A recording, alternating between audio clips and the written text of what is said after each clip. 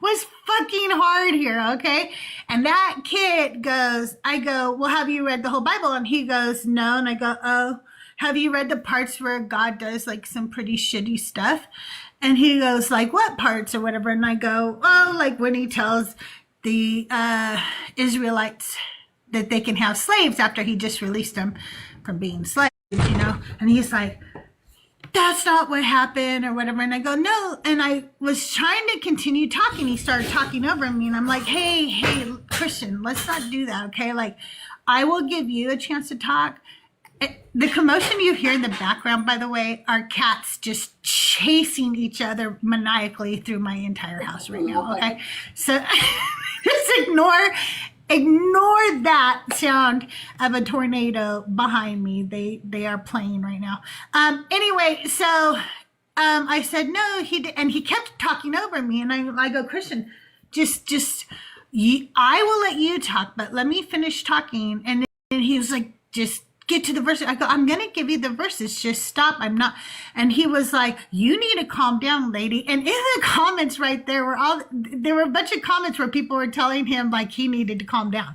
And I go, I really think you should, read the comments right now, because I'm not the one who needs to calm down. Thank you, Constant. And he was like, well, I'm the man, okay? What? And he goes, I'm the man, and like there's, basically a hierarchy around here or whatever. And so then I played my song, Miss Me Without Misogyny for him. Because I was like, get the fuck out of here. What the fuck? That doesn't surprise me. I A lot of think Christians are misogynistic. Yep. Yeah, And then they are the same people to whine about misandry. Oh yeah. Unless they got the wrong term, and then they're calling me and Crystal misogynist. I just thought of that, Nick. And then they don't know what a misandrist is. Hey, you guys, when you do the little heart me's and stuff up here, there is a team mission that they want me to tell you about. They literally just sent me a little text telling me to remind you you get more points for that team mission. And when you get more points, my team gets more points. And I get pushed out better in the daily rankings and shit. So there you go. Another fun thing for you to do while watching TikTok lives. And I thought I would do my nails while I talk to you guys. I mean, now obviously, I don't condone misandry. I think it's also bad, but it's definitely not as bad as being misogynistic, and people whine about how it's just as bad when it's really not. I feel. Well, I think that I think that one of the things is that people think that feminists are misandrous, but that's ridiculous. Again, we just like any other situation, we don't have the upper hand. It's very hard for us to ever have power over them in any situation. When we do, anytime we stand up for ourselves, they go, oh, misandry. No, pumpkin. That's just me not putting up with your bullshit. Okay, so while I'm doing my nails, I'll tell you, hi, Seth. Hi, Ty here. Welcome in, everybody. We're just waiting for anybody who wants to come up today. You don't have to be a believer. Anybody who wants to come up and let me ask them questions can come up. Meanwhile, I'm going to do my nails, but I wanted to tell you, I bought these nails, these press-on nails, on the TikTok shop, and they were you get 20 pairs for $20 or some shit like that, right? But then she grabs them and puts them in a bag for you. But then when I got them, you just get the 10 and they don't all fit my nail beds. Okay, so I was like, oh, okay, these will be fun. But what I'll do is every once in a while I'll get some plain color ones over at the dollar store or whatever. Well, I got these at Five Below or whatever. And then I'll mix the two together to make a full set. Does that make sense? Do you understand what I'm trying to try? Because these away, but you only get 10 and those are not going to perfectly fit my nails. So I thought I'll mix the two sets together to make a fun, complete set. And then I got cute little Christmas ones yesterday from Five Below also. You can congratulate them on becoming a title gifter. Okay, congratulations. I didn't see who it is, but TikTok told me I can congratulate you. I think it's Doug, but I don't know who it was, to be honest. It just says you can congratulate them. Who? Who is it? Who is the them? Hey, you guys, welcome. Oh, thank you so much. Oh, you guys are amazing. Thank you, 3 Pips. Thank you, Stella. Thank you, Doug. You guys are amazing. Oh, I got a new flash goal, too. This is fun. Okay, there's 29 of you in here. Some of you already sent your heart me's, but if you haven't sent your heart me and you can, that would be awesome. I don't usually ever reach these flash goals. Oh, thank you so much, Grana. But I like trying. If you are in the chat and you want to come up and let me, thank you, Evil666. Hail Satan, hail evil. Come on up. Let me ask you some questions. You know, prior to here, I was in a live listening to a Christian saying there wasn't 42,000 denominations because the only denominations is Orthodoxy, Catholicism, and Protestantism. And I was like, people they make the wildest claims, you know. I was listening to Christina Carroll before I came up, and they were talking about how they were worshiping a golden calf, right? And Moses came down from the mountain and saw that they were worshiping a golden calf. And she was like, yeah. And so they're breaking one of the commandments. And they were like, yeah, but they hadn't gotten the commandments yet. And she was like, yeah, they did. And they were like, no, remember, like they didn't understand God. That's why Moses went up the mountain.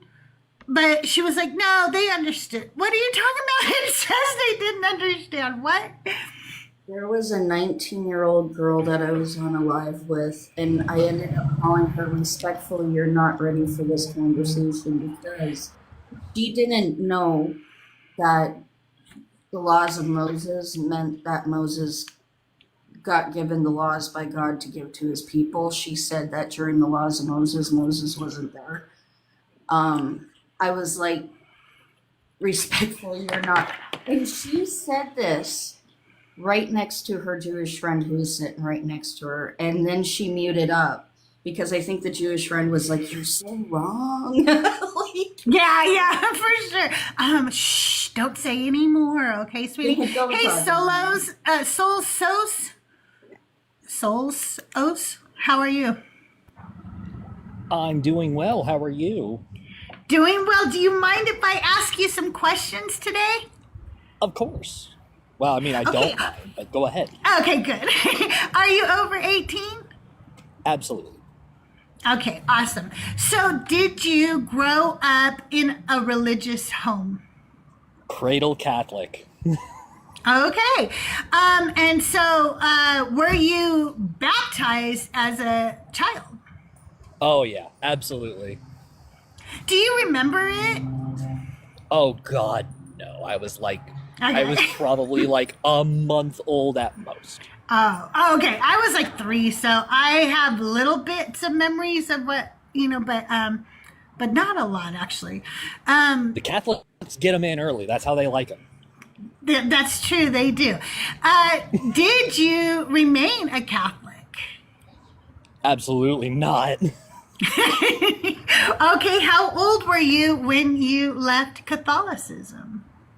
That's a harder question to answer, mainly because I went to college. I'm not exactly sure when I deconstructed. It's more like it just sort of happened over a long time, and one day I was just like, oh, yeah, I don't believe that anymore. Yeah, it's hard. I think that I think a lot of times Christians think we just wake up one day and go, you know what? Fuck this God and fuck this shit. I'm not gonna believe it anymore or whatever. And it's not like that. And for some of us, you know, and I know many people, I didn't want to stop believing because like everybody believed, but I was like, shit, I don't believe this shit anymore. I don't believe Oh it. yeah, I You know, begged and I prayed can't and make all that myself. stuff as long as I could. Yeah. Yeah. So, once you stopped believing, did you lose friends, family, community for not believing anymore? No, but not because I was kind of open about it. Um, a lot of my family probably still thinks that I'm a practicing Catholic, and you fools, but Mine too, don't worry. There's plenty of mine that would go, no, Crystal's a Christian, but they don't know me enough to know anything about me. That's on them, though. yeah, If they my get to family's know also me. not stupid. Out of my entire family, I come from a very conservative family, but it's very funny. You can watch the conservatism and religiosity in our family. You can watch it like a printer running out of ink, and then there's just me, the youngest child, far left, atheist. It's a lot of fun. Oh, I'll bet. Do you guys get into politics at Thanksgiving? I try not to go as much as I can, honestly. Yeah, I don't blame you. So, do you have any religion now? Or are you an Oh, absolutely atheist? Are you... Okay, none at all. Do you believe in anything supernatural or metaphysical? Do aliens count? You know, I would say that if aliens exist, they are part of the natural world. I think That's so what I too. would say. But some people are like, it's not part of Earth, so Yeah, I would I say think that they to- are part of the natural world. I think to deny the at least high probability of life out in the universe is foolish. Me too. And honestly, to me, that is a huge defeater of basically every religion on the planet. Because all of them are very Earth-centric. Like, we're the best, so God made Earth Yeah. and made life on Earth. So if another form of life was ever discovered out in the universe, I don't know what a lot of the religions are going to try to cop out with, but they're going to try. You guys, I need you to keep tapping that screen, sharing out the live, and doing all the stuff. For some reason, we start talking and y'all stop tapping, and you can't do that because then they like won't, send me out into the algorithm. All right, well, I am gonna bring up somebody, and you guys, I don't know how this is gonna go. This is Armand, y'all. This is Armand. And I've talked to Armand before. Would any of you like to ask Armand questions? I heard you talking about the alien thing. What if God just created aliens below him? Like they put humans and then aliens and then God above him. Oh, Hold on. Jesus. The Bible doesn't say Wait. that though. See, there we go. But I want to understand. So it would be aliens are between humans and God? I mean, I'm just throwing out a hypothetical. I don't know. Why would they be between us though if we're made in God's image? Are they also made in They God's could image? be fallen angels that are posing as aliens because they don't want to admit the existence of God. Then so could we. True. If True. if we could say if this about anything, then why can't we say if that about anything? I mean, that's the point of We're these playing the conversations, same. right? No, not really, but okay. Yes, it is. Do you think there's contradictions in the Bible? All right, Crystal, I got to get back to work. Can you drop me? All Thank right, you. so yeah, sure. Thanks for being here. Have a Hey, good good luck day. for your job today. We appreciate you. Stella, did you mean to come up? Because you never come up. You know, I'm off Stella work and Noah. today, so I figured I'd come up. Yay! Nice. Okay. I'm gonna leave it with just the 3 friendlies right now because that's a lot of friendlies. We're very friendly heavy right now, but yeah, we'll bring more of you up as we switch people out or something later. You can let them know they can get daily bonus points after completing all daily missions. You guys, go get your bonus points, okay? They want me to tell you. They keep sending me that message. Nick, have you spoken with Armand before? I have I can't not. remember. Oh, okay. Did you want to ask him any questions? Oh, he's a Bible scholar? Oh. Nick? Yeah. Yeah, I'm academic and biblical scholarship working towards PhD. So you're a brother in Christ, I see. Not even remotely. So you're just studying something you don't believe in? First of all, Nick is a woman and goes by. I know, but you know what I meant. I didn't mean it like that. Okay, well, I'm just saying. I mean, I do have the energy, so it's fine. That's so when I hear it in your tone. So go ahead. are you? Yeah, You want I own it. So you, what denomination are you? I would just say non-denominational. Non-denominational. Do you believe in stuff like rapture, biblical energy, antichrist? No, I don't know where to start with that stuff. Okay, so you don't really believe that antichrist is coming at some point?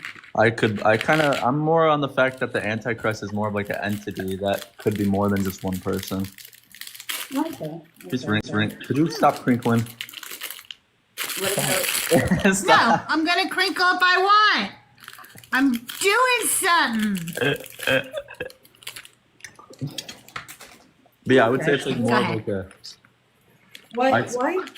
Why Jesus? Why not a different God? I mean, I don't know. Why is he the most popular figure in the world? I don't know. Probably because he was the most. Commercialism. Yeah, probably because he was the most forced character in the world. I mean, you have people knocking on doors, spreading the gospel every day. So I mean, no other religion is really doing that. I mean, name it. Nobody else really gives a shit to. Like, push what about their- Muhammad? What about like? I don't know. Why are these They figures? don't knock on popular? doors. They don't They don't knock on doors, and they're catching up with you. That's how popular Muhammad That is. is Jehovah They're Witnesses and catching. stuff like that. No, Muslims are going to take over as the #1 religion. They don't go in the door to United door, States. otherwise people be scared because of racism. No, well, I mean, they're not wrong. People are racist. You know Against what? Do you think Uh, all Christians Muslims come in are every Arabs? color. Christians come in every color. In my town, the people who go around door to door are not white. I have evangels that come to our doors too. It's not just the Jehovah's or the Mormons. The evangels do it too. I like your profile pic. Who is it supposed to be? Odin. Who is it? Odin. Odin. Oh. It's my rendition of Odin. A little more crinkling for your pleasure. How did Odin lose his eye? I forgot. Wait. Odin what? How did he? How did get the Odin blind eye? lose his eye? The blind eye. It's kind of a long story short, gave it for knowledge. Oh. Is it like a That's- spiritual eye or is it his actual eye? It's his actual eye. Oh.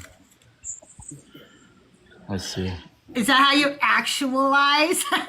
Oh, sorry. Is that why he chose Jesus? Is just because he's the most popular kid in the school? No, I had like some spiritual things happen Okay. that I don't know how to explain, so I'm still going with it. Did you ever try calling out to another god and seeing if you had some spiritual things happen there? I grew up in a somewhat Muslim family, and then never really felt too much there. Yeah. What about I don't know. Like I had this big spiritual journey. I wasn't like dedicated to any particular religion, and then I had stuff happen. I was like, all right, Christianity's where it's at. Gotcha. So, have you read the Bible? Yeah, I wouldn't say every single page. Do you believe in what the Bible says? Yeah, I definitely think there's some like contradiction between the old and the new, which is like a lot of confusion there. Yeah. Do you know What if there's contradiction in the new and the new? I just mean like if we go based off of There's contradiction in Acts. there's to contradiction in Acts. everything. Yeah. No, there's not. No, there's not. That's ridiculous. Hey, I got a way to fix my contradiction problems in the Bible. I'll just say everything is contradictory. No, it's not. I mean, you have to assume someone along the timeline went and changed some information, of course. No, you don't have to assume that they were never going to put all these books together in the first place. They were written by different authors at different times, and nobody thought that anybody would line them up. And the author of Acts was more than one author. That's why there's errors within the one book. I don't have to assume anything. I know these things. So, can I ask? Do you think the Bible is literal? Is it what? Literal. Do you think No, the Bible is literal? no. And it's hard to distinguish where it's metaphorical and literal. Yeah. So you don't believe in the talking snakes, talking donkeys, and dragons. Well, I do think that God will reveal some of the like hidden messages behind Scripture to those who truly are good intentions and not. Oh yeah. Yeah. I mean, we'll never find out who does though, because everybody claims to have the truth, right? I mean, we might not, we might. Who knows? We might not, we might. Who knows? This Yeah. world is very unpredictable. What if it comes out that Jesus never existed? It's very Well, it would prove my points, but I mean, you spent a lot of time studying something that you have no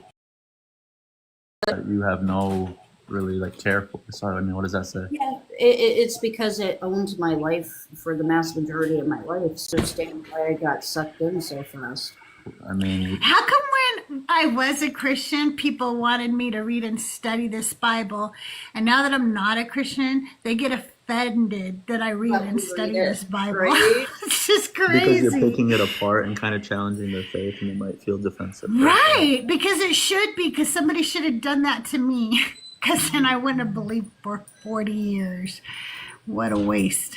It's I just, mean, did God not like fulfill His promise to Abraham after how many years? I don't remember.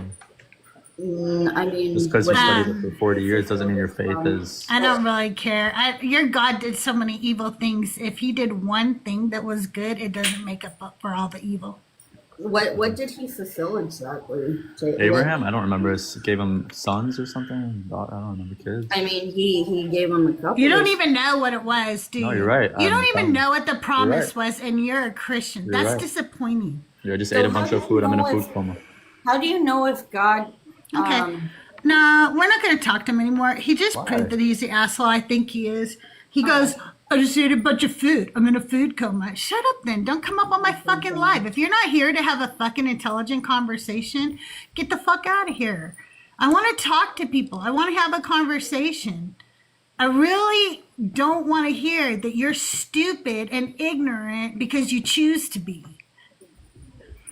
I know you are. I just don't want to hear it. I think it really is weird that he said, well, didn't he fulfill his promise to Abraham, but doesn't know what the promise was? Exactly. He didn't even know what the promise was. You idiot. He didn't. He didn't fulfill it. He was supposed to give him descendants as far as the stars, as many as the stars, and he didn't. He didn't have that many descendants. And then people go, well, it's all of us. We still don't number the stars, bitch. No, we don't even come Learn close. what the promises were. Okay? If you took every human on Earth, we still wouldn't equate to as many stars as there are. Hell no. Even He if never. every human from the beginning of humanity till now, we still wouldn't have enough to fill every star. Exactly. It was a stupid promise, and he didn't keep it. And it's just like many of the stupid promises he made. And even if he had kept that one promise, it does not make up for all the evil shit he did in the Bible. Right. No, they don't really study it. Oh, yeah, you can come up, Emma. I just don't want to leave all my friendlies up here today because I don't get any ops then when you're all up here. So I'm gonna drop you back down a little bit, okay, Emma? I want to leave Stella and Nova up here because Stella and Nova never get to come up, and Soy and Nick are my usual. So what's new today, Emma? Well, it's good. Sorry, I'm eating mint caramels. I'm doing my nails, so I'm doing press-on nails, actually. I need to shorten them, though. I end up, when I have long stiletto nails, I end up digging them into the palm of my hand because I'll close my hand a lot, and it hurts. Yeah, it can hurt very bad. You know, I So I'm shortening these down. my nails short at all times because if they get remotely long, they drive me nuts. But I have to ask people with long nails, how do you wipe your butt without going through the toilet paper? Like, I really need to. Okay, well, it's how you hold the toilet paper, okay? That's how you hold the toilet paper. Okay. Okay? You can't, like, go like this and then take your nails and wipe up your butt, okay? You have to kind of hold it like this and wipe up like this. See how my... Okay. See what I'm saying here? Okay, that is why you tune in to see CrystalJae, because you learn how to wipe your ass with fingernails on. Okay, but here's the trick we have at my house. This is what big toilet paper doesn't want you to know about. Buy a bidet on Amazon. Like, I love my bidet. I actually find it so vulgar to use a regular restroom. I love my bidet. I don't know. There's something about water spraying up my back end that I just don't find appetizing. You know what? It's because people don't realize you actually can control that. And when it's just a light, when you get it to your pressure, you're like, oh, okay, that is lovely. I feel clean and I don't feel violated. So there is you can control that. Okay. And trust me, after you get used to being that clean, just regular toilet paper won't do. I'm just telling you. I'm just telling you. Fox, sorry, no, yes, it is referenced within the Bible, within Jude, as well as Revelation, but all I was saying was the book itself was never up for consideration to be in the physical Bible. The only one that has the book of Enoch is the Ethiopian Bible. That's what I was meaning. My apologies. Oh, it's not in the Catholic Bible? No, Enoch is not in the only Bible you will find the book of Enoch in is the Ethiopian Bible. Well, I have it now because I told you I got that. Denise was lovely and bought me the Ethiopian Bible off of my wish list. Nice. I just got a copy because I was getting jelly of people getting theirs. I was like, nope, fuck this, I'm ordering it. Oh, good for you. Yes, you can buy bidet attachments on Amazon for like $30. You can buy ones that are more expensive where it has heated water that warms your tissue. My son's bidet has a heated seat. So when you go sit down on the toilet is warm every time. I don't know. I don't have all that. I just have a regular old bidet. And I just love it. Just love it. Isn't NSV the best one? Well, typically you want the NRSVUE. That the UE means updated edition. I had the NRSV because Amazon had a sale on it, and it was a really nice edition for like $25. It had super wide margins for me to take notes and put my tabs on and stuff.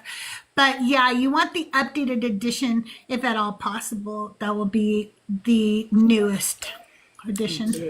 And the reason why the Ethiopian Bible is so popular is because it does have books in it that you can't find anywhere else. So, And the Ethiopian Bible is the oldest, most complete Bible that we have. So it's not the oldest text. That they're wrong when they say that. It's not, okay? It's just that the oldest one that we have all complete is one in Ethiopia, the Ethiopian Bible. Okay, do you guys have any questions or want to ask me any questions or something? I'm down for it. Soy sauce, Stella and Nova, do either of you want to ask Emma some questions? Emma, we met just recently. Emma, you're from Sweden, right? That's right. Emma, I have And a so, question. Yeah. In Sweden, is like the church part of everyday life anywhere close to the way it is in the U.S.? No, it's different because many people here are Protestant, so it's a little bit different. But when it comes to the free churches, it's the same as America, but not the normal ones.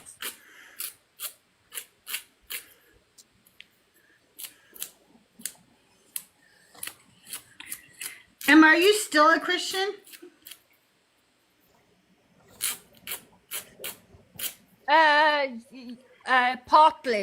Partly Christian, yeah, but not entirely.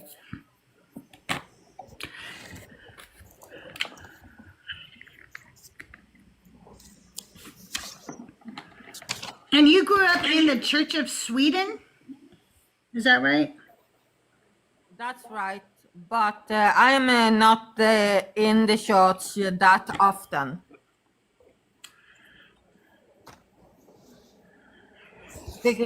Because I believe that the Creator is everywhere. It doesn't have to be just one specific place.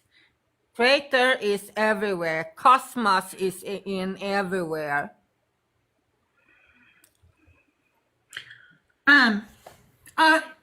Again, whenever I ask this question, I want people to know it's out of fascination, not out of judgment. I am completely uneducated. So I am not asking this question to say, oh, you're not smart. I'm actually just want to know. Emma, did you go to college? And if so, what is your course of study? Well, I am in a course right now. Before it was religion, and it was based on every single religion, both linear and those that is circular religion. What is one of the most fascinating religions you've learned about? I can tell you this than the linear ones. Can you give us an example? Okay, the Viking Age, for example, they had many gods and many goddesses. So, for example, Freya, Odin, Thor, Loki, among those gods and goddesses, they believed in many different kind of worlds, so not just the one place that the Christian do. Some of the Christian do. I don't believe in one place. I believe in a place where there are realms, world, dimension in the spirit world itself. So that is the difference. What about you, Nick? Do you believe kind of that way? So if I were to believe that the afterlife exists, I don't think it's so much as a spiritual realm, it's the next life. So Oh, okay. yeah, I think that because the spiritual realm doesn't make much sense to me, like we're walking around as ghosts, right? So I think it would be like a physical formation of some type. Now, how we get from one body to another, I don't fucking know. But if I were to believe in it, it'd kind of be like that. I think the whole. Yeah, I don't. Maybe it's just because logic can't make a spiritual realm make sense. I think that's the disconnect. I Gotcha. can understand that. I can understand that makes sense. Because I mean, I don't know what it would be the point of living an afterlife if you're just like woo all over the damn place. You know, it doesn't it doesn't make any logical sense to me. If I'm gonna do that, I'm gonna stay on Earth and haunt people. I mean, let's be real here. It's a lot more fun.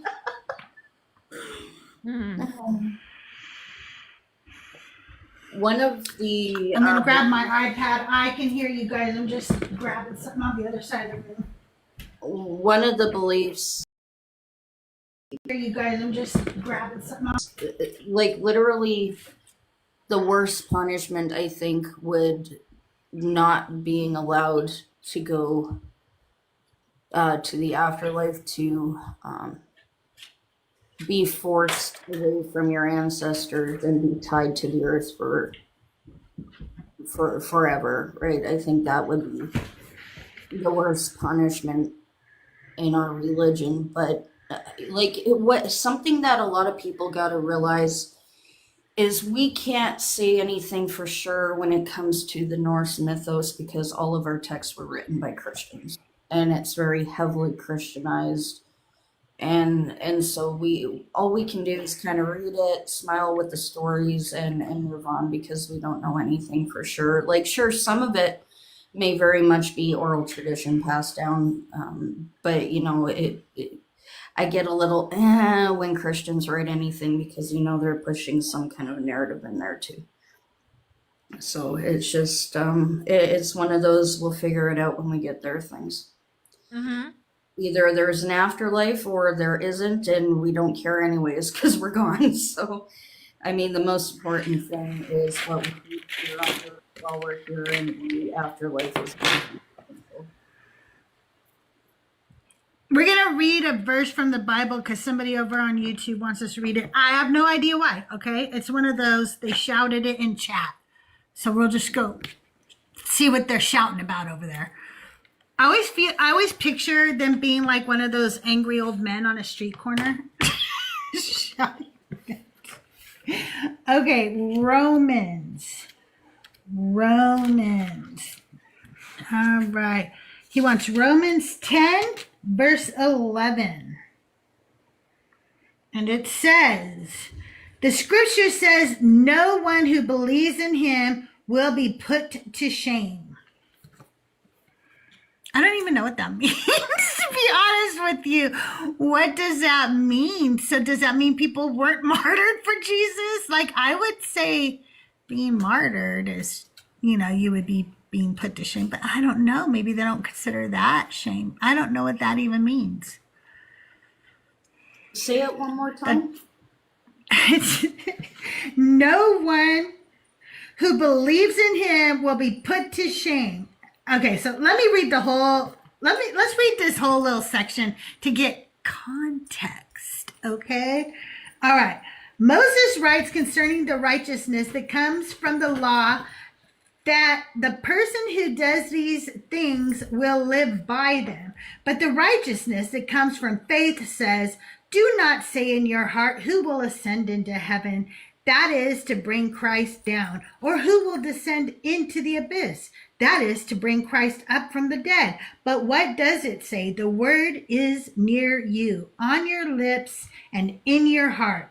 That is the word of faith that we proclaim. Because if you confess with your lips that Jesus is Lord and believe in your heart that God raised him from the dead, you will be saved.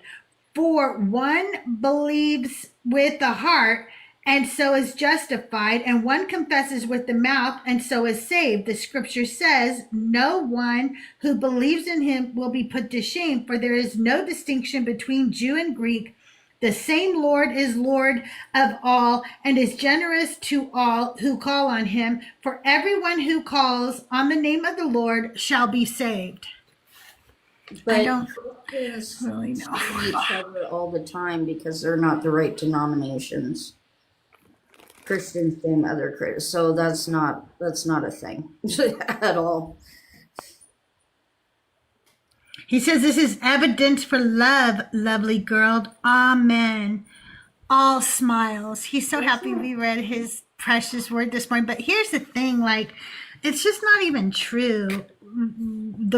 These words, salvation is not for all. And Jesus said that he came for the lost sheep of Israel. To me, this sounds like a very clear indication of where Paul is appropriating the Jewish religion and saying, no, you're wrong. This is this is what it really means now. It's wild to me. How God says something, Jesus backs him up, but they follow Paul the heretic who says, you don't got to follow any of that shit. It's like, what? Right. What? Wait, Right. what? Yeah. Yeah. Y'all don't worship Jesus, you worship Paul. Just admit it already, my gods. I never really realized until after I had quit believing, like, how much of the teaching was Paul's teaching and not Jesus's teaching at all, you know? Right. And then to find out that, like, so many of the letters aren't even actually from the same author. So who the fuck is Paul? Like, who the fuck is Paul? Seems to me he was a liar. And the apostles didn't even like him. Like, they want to fucking fight him. Like, what?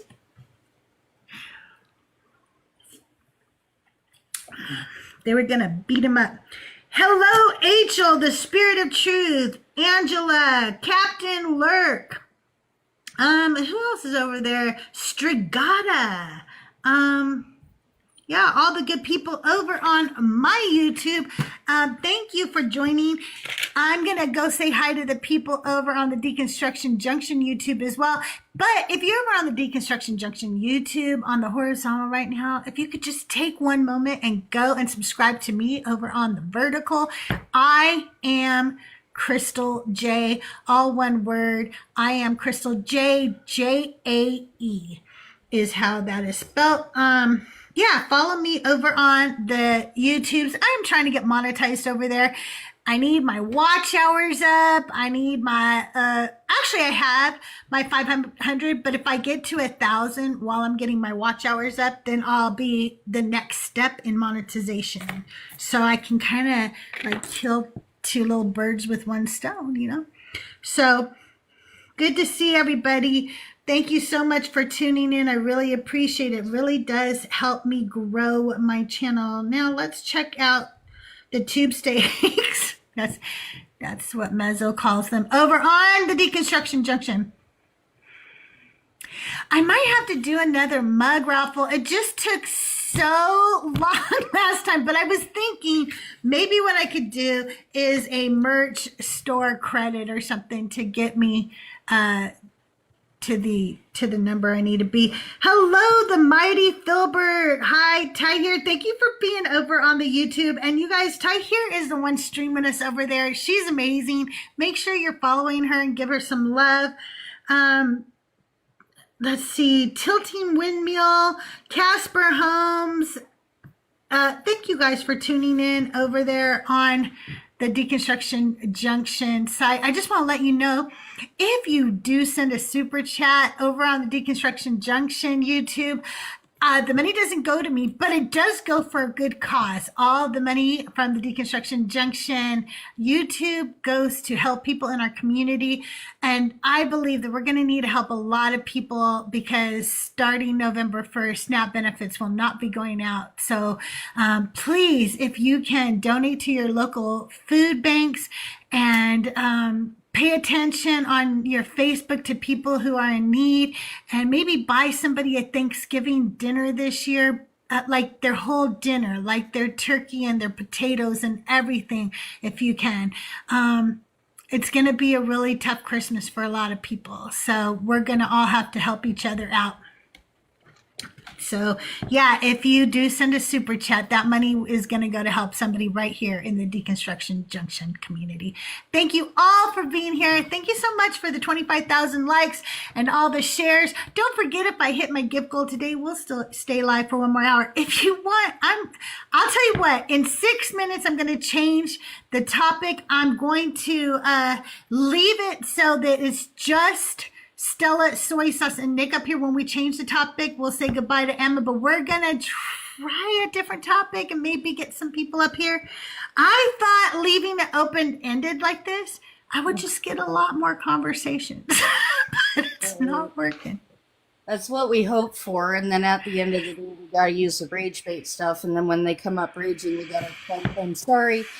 The only reason why I use the rage bait is because you guys won't talk to me otherwise, because you guys like the ragey. So let's have a conversation. Yeah. And then they get mad because you don't want to rage. It's like, the fuck?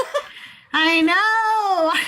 It's a wild circle. It's so circular. It's crazy. How many times I had to do that when I went live? Oh, no, I'm sorry. This isn't a debate. This is a discussion. Well, why would you have that background? Because it's the only way you guys will talk to me, which I don't know what that says about you. Like, Yeah, I don't know. It doesn't say a lot, in my opinion. In my opinion. Also, I'm over on my Discord chatting by myself in my live chat. If you're on Discord, you can join my Discord. The link is in my bio. You have to copy and paste the link into your browser for it to work, just so you know.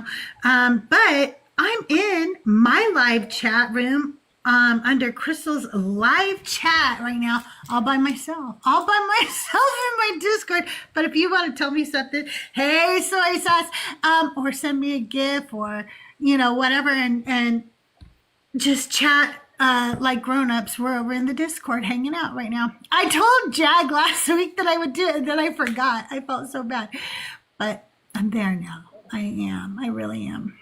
what does it mean to All chat right. like an adult? What? What does it mean to chat like an adult? Emma, thank you for being here. You have a good day, okay? You guys, make sure you're following Emma. She's our new friend from Sweden, and she's just an amazing person. Thank you for being here, Emma. You're welcome. And Nick, you'll have to repeat what you said because she talked right when you did, and then I didn't hear you again.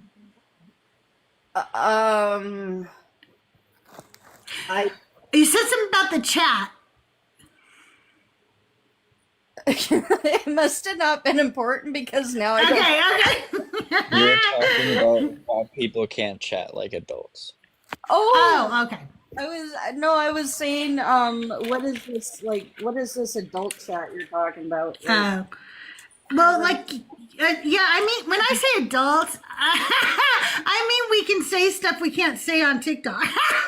That's valid. That's valid. You're not censored like a child on TikTok. That's all I mean by that. Because God knows we're not adults, okay? No. I might be 39, but I am not an adult. Christian Advocate, I'm not going to bring you up because what you did to me was treated me very rude and disrespectful. And then I watched you on every man's live the rest of the day, and you kissed their ass. I did not know that you were that much into penis. So I'm going to let you continue to go talk to guys who have the same, genitalia as you do, because it seems to be what you prefer. You can't act like a misogynist and expect her to let you back up and continue with the disrespect. My guy, that's not how life works. Doesn't work that way. No, sir. Okay, let's change the background here, though.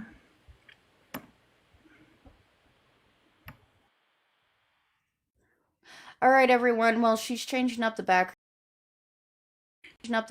Can we share it out to your friends and to your Discord?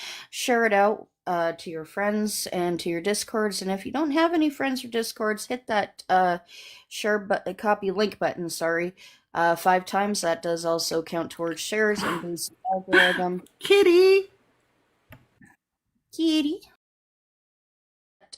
The share menu. So if you hit repost as you're watching, it'll pop up on your friends' news feeds, and then maybe they'll hop in and join the conversation. So let's get reposting, double tapping, sharing it out, and let's get to that 30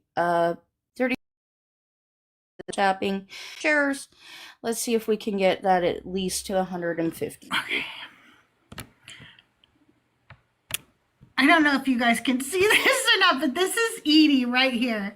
She's like just walking across while I was trying to do that the entire time. What is happening right now is that 2 years ago, somebody dropped 3 kittens on my property, and I couldn't take them in because they were going to put them down. And I tried to rehome them. I tried everything. Nobody would take them. So we kept them. And one of them just terrorizes our cat, Edie. He just will not leave her alone. So she's a Siamese snowshoe kitty, and she does not like to be held, or she doesn't jump up to be by me except when she wants protection from him. Then she's like, can I sit right here on top of you?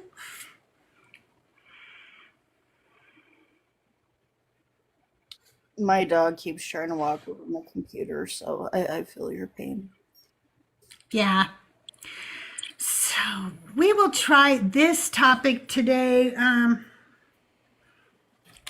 This doesn't often go well either, but maybe we'll at least get somebody up here to talk to.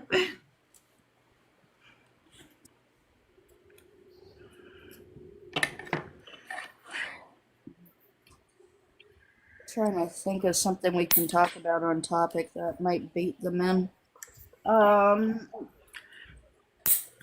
Hell doesn't exist. There's a dogmatic teaching of the church that isn't biblical whatsoever. That one usually sets them off pretty good. I could trash my old religion if we wanted to bring Mormons in, but I don't think that's really the goal. Yeah, we could. It's bad enough they come to my door. Do we really want them to come in the boxes too? We have Jehovah's Witness out here, but none of them come to my house because I live up on a hill, and they don't want to walk up the hill. I guess I don't know what the deal is. There's places to park, but maybe they don't know, so they never come up here. But they're right down the hill from me every day, with the watchtower sitting at a table and stuff. And I really want to go up to them and tell them, until you get rid of white Jesus, like you're in the wrong neighborhood, okay? Because white Jesus, it's like a big picture of white Jesus right there on their table. They've completely taken over the McDonald's up the road from me. It's like I can't even eat in there without. It's so bad. All you hear is I need to fix my link tree real quick, so keep talking. That's what I'm doing. I'm not ignoring you, but apparently my Discord link still doesn't work. I've tried this, and by the way, I have a link that doesn't expire. I know how to do that. It's not that. I don't know why it keeps doing this. So it might be my link tree has something going on in it. So let me check that. So I do have a strategy to permanently get rid of the Mormons from coming to your house. Okay. So you go online and you look for something called the CES letter, the Church Education System letter. and you print that, and it's a lot. It's like 30 pages or something. But it's a letter that a guy in the Swedish Mormon church wrote to the church education people asking a bunch of questions. And it completely debunks literally everything to do with it. And then they've all been warned that if anyone tries to give it to them, they're to drop it and run and never come back to that house again. Whoa. I just start preaching the Bible to them and they just don't come back. It's kind of weird. Holy water to a vampire, the Bible is to a Christian. It's weird.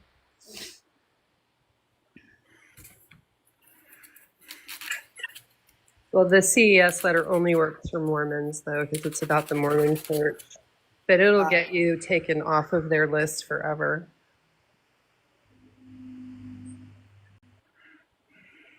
I hate that they use youth to do this because they're literally setting their youth up for abuse, which is not okay.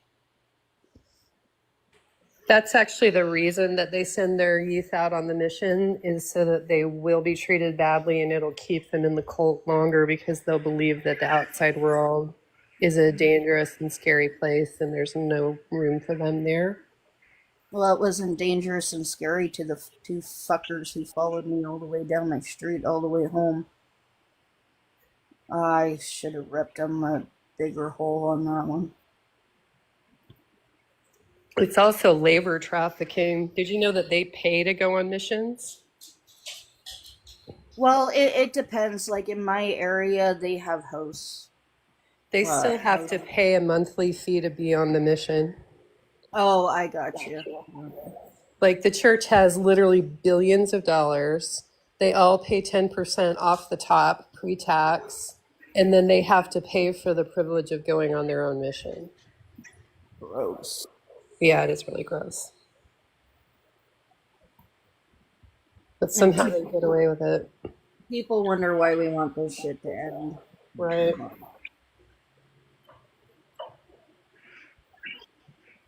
Okay, I think I have it fixed. I'm just doing one more thing just to make sure. And then if you guys aren't in my Discord and you want to try, you can. Oh, I don't know. Okay. So I gotta head out. I have a dental appointment. All right. Well, I hope everything goes well. I hope it's a painless visit for you. Thanks for coming up. It was really good having you up here today. Yeah, thanks for having me up. All right. If you are in chat and you don't mind checking my link tree, the Discord for my Discord should work now. It's at the top. I didn't move it because I want you guys to try it and be able to get to it easy. If you are a believer of the God of the Bible and you would like to talk to us, I just want to talk today about what if you're wrong. What does that mean to you? Not what if you find out after you unalive. I think a lot of Christians think that that's what I mean. I mean, what if you found out while you're on earth? What does that mean? Have you treated people poorly because you were a Christian and you thought you were justified? Have you looked down upon women because you're a man and you thought you were justified? Have you condoned slavery, grape? Have you condoned G-side? Do you? Do you condone those things? Come on up, have a talk. If you're over on YouTube, I'm sorry I don't have a way for you to call in right now, but you're invited to come join me here over on TikTok. CrystalJae, CrystalJae. Stop it. No, I'm not gonna. You can't make No, me. sorry. The dog just took out the top of my laptop. It's like, can you just stop? Hi, Rabbi Hano. How are you? You want to come up and hang out? You can. Rabbi's always welcome.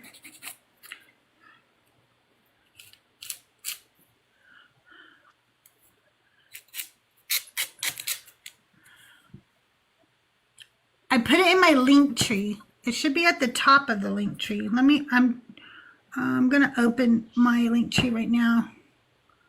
Why is it gone now? It's just gone. Okay, let me try again. What on earth? Okay.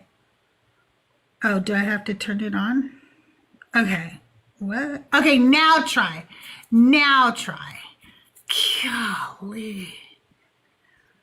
So I put it there, but you have to also hit the switch, which is just wild. I'm going to bring Christian Advocate up, but I'll let you guys talk to him if you want. I'm not going to talk to him.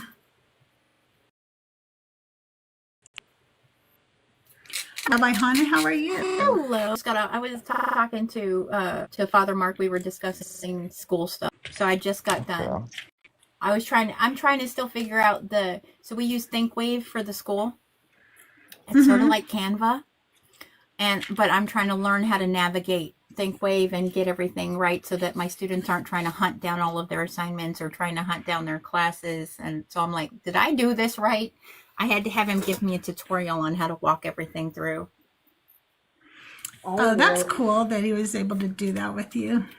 I hate learning new websites and new apps. And every time somebody's like, hey, download this app, I'm like, hey, no. I don't want to learn something new. Like, yeah, I have a new student coming in for the Hebrew intro to the Hebrew scripture. And so I have to let him know if he can't access the class, then I need him to let me know, and I will directly send him the recording and the notes and everything. Poor guy. He's trying to get caught up. He was able to come in as a late enrollee. And we're only a couple weeks into the semester, so it's not too bad. And with my struggles, he's going to be fine. Yeah, he'll be okay. He'll be fine. He'll be fine. He'll catch up. Oh, God. Did he come up? He didn't come up, did he? Nope. He must have left when I said that I wasn't going to bring him up, but he was just still sitting in the box for some reason. Yeah. I have that happen where I'm like, yeah, I'm not doing that today. And they still sit there like, I guess if I look at them long enough, it's going to make me change my mind. Well, that Armand who came up the first time, he was here like all day the other day. Then he went on Life Beyond Beliefs, spewed some nonsense on there. I can't even remember. He said something stupid on there. And then he came back in here today. It's like, why? I don't know. I think Christians think that atheists are the coolest people ever. And they want to hang out and be like us.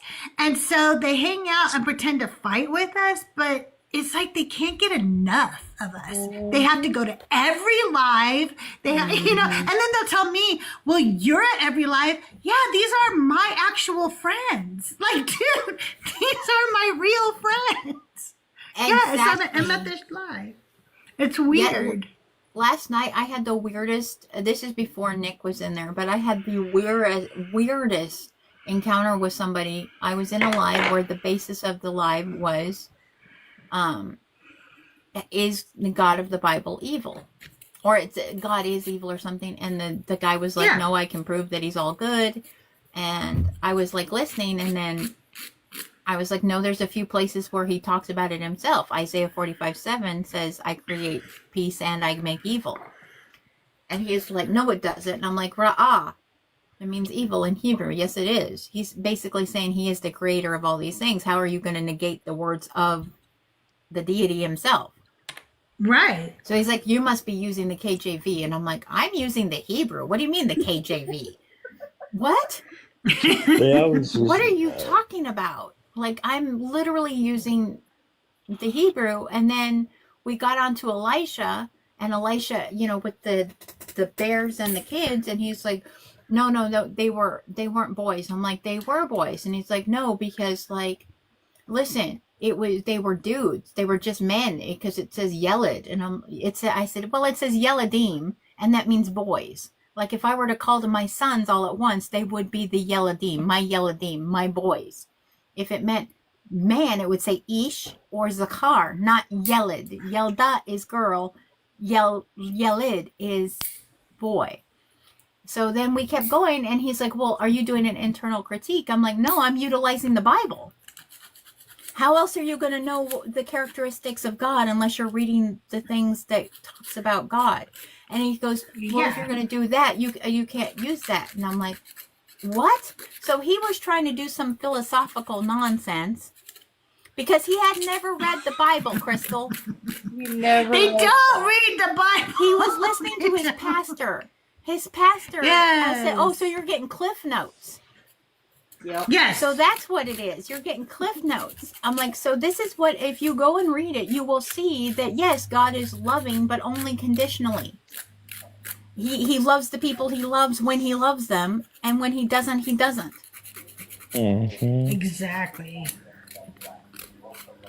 Hey, Evil. Hey, I just wanted to come up and tell you what the little issue. For some odd reason, when you click on the tab itself to join the server, it will bring you up to a page and it'll say it can't connect you. But if you hit the top right little 3 buttons, you can pick open browser and it'll automatically shoot you over. So if anyone's having issues, just let you know. Okay? Thank you so much. I appreciate it. I've been trying to get that thing to work for a while now, and I'm like, okay, I made a link that doesn't expire. Okay, I added it to my thing, and then I didn't realize that this last time that you also had to turn it on, which is stupid. If I'm adding a link, I obviously want that link on, you know? So I don't know. It's just ridiculous. But thank you so much. I appreciate it. No problem. The new TikTok is just interesting, isn't it? Yes. I'm so tired of upgrades and updates on my things that I use daily. It's like, please, I know you want to be the latest and the greatest software ever, but you just keep fucking with things that I already use, and I need them to work. I don't need you to be the latest and greatest. It means I have to learn more crap. I'm tired of learning crap. I don't want to learn more. I've got about probably 20 books on my bed. I don't need more tech stuff to learn on top of that. I'm good. Did you say you have 20 books on your bed? And I thought I was wild because I sleep with books.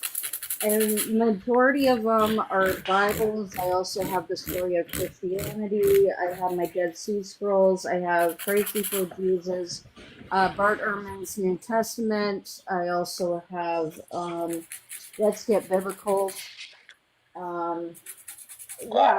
Like 20 books on my bed right now because I'm I have 0. alone and I need to fill my bed with something. Okay, well, my bed has a man in it. Ew. God damn it. I know. What the fuck was I thinking? I can't get rid of them either. It's weird. You're like, I guess I've had him around too long. Yeah, now I need to hear his CPAP machine to know everything's okay. But I do have, like, I fall asleep with my Bible in bed a lot, and I have books next to my bed. They're not as interesting as yours, Nick. Let me tell you what mine are. Today, I'm in the middle of checking out Amy Jill Levine's annotated New Testament, or the Jewish annotated New Testament, I should say. Yeah, Amy Jill Levine is a Jewish professor, and she helped create this annotated New Testament so that you're looking at the New Testament through the lens of the people who would have been writing it, which would be early Jewish writers. Oh wow! So I have Cat's Eyewitness. It's like a murder mystery that a cat saw. Okay, I love that. Okay, That's cool. Dean Koontz, Twilight Eyes. I'm concerned for you. And then Dean Koontz, The Door to December.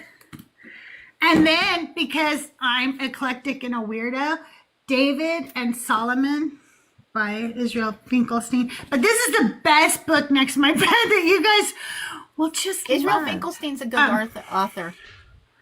This is called Cut Ups Celebration Cakes by Bakers. And they used coconut on every cake. But you don't have to, though. Oh, I remember those days. Do you remember these cakes? Wait, I'll show you my... do. Let me show you. So what they would do, oh, wait. Oh, I can't get it. Ooh. Oh, darn it. I can't do it because my green screen. Oh, well. I'll put it in the Discord, you guys. It is little cakes. You just cut a cake a certain way, and then you put the pieces back together. Like, you can make a little Snoopy. Can you kind of see Snoopy right there? I kind of see Snoopy. You could, like, Why do make people Snoopy put by snail stuff on their face? Snail stuff? Ew, I don't know what's I just that? got a targeted ad because, I'm old. And so now they're like, hey, a way to revitalize your skin is this snail mucin. As it turns out, I found out it's actually from snails. No, thank you. No. That's what I said. I use vitamin C, and I have some retinol, and I have a heavy moisturizer, and I wash my face. That's it. And of course, I use go outside. I'm not putting snail anything on my face. No effing thank you. The Jewish Annotated New Testament by Amy Levine is Amy Jill Levine, yeah. Yeah, $70. I got it on Kindle. I don't. Yeah, no. Yeah. I got it on Kindle for much less than that. I got it. $70. Yep, $70 for the hardcover. Gee whiz, I didn't know that. Oh, we're expensive up here in the Great White.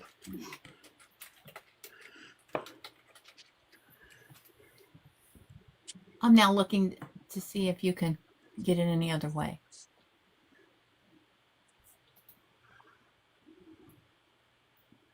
That's wild. Yeah, for Kindle, it's like $16. 30 Kindle Canadian.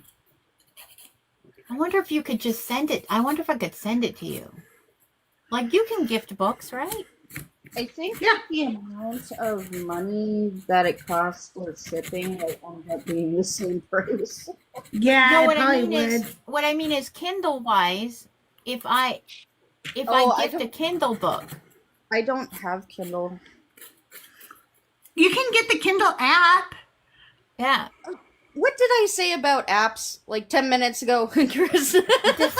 I'm sorry. Well, I have that. And I never mind. I'm sorry.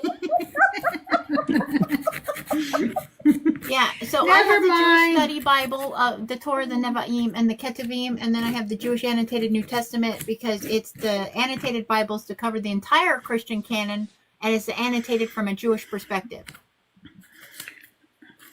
Yeah, I have a Jewish Study Bible, a Catholic Bible, New American Standard, couple of King James. I have one King James my dad bought me way back in the day. It I kept it because of him. 100.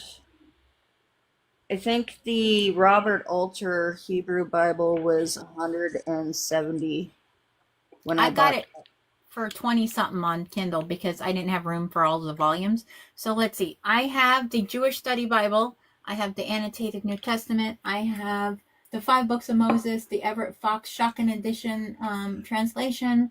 I have, of course, the Humash with the Talmudic teachings. I have the Nevi'im with the Talmudic teachings. I have the early prophets and the Shotgun. I have the NASAB. I have the JPS Tanakh gender sensitive edition.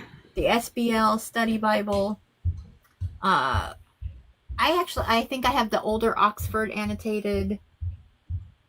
I already said I had Robert Alter's. Yeah, hold on. I think I have. Let me grab my Kindle. Or my iPad, I should say.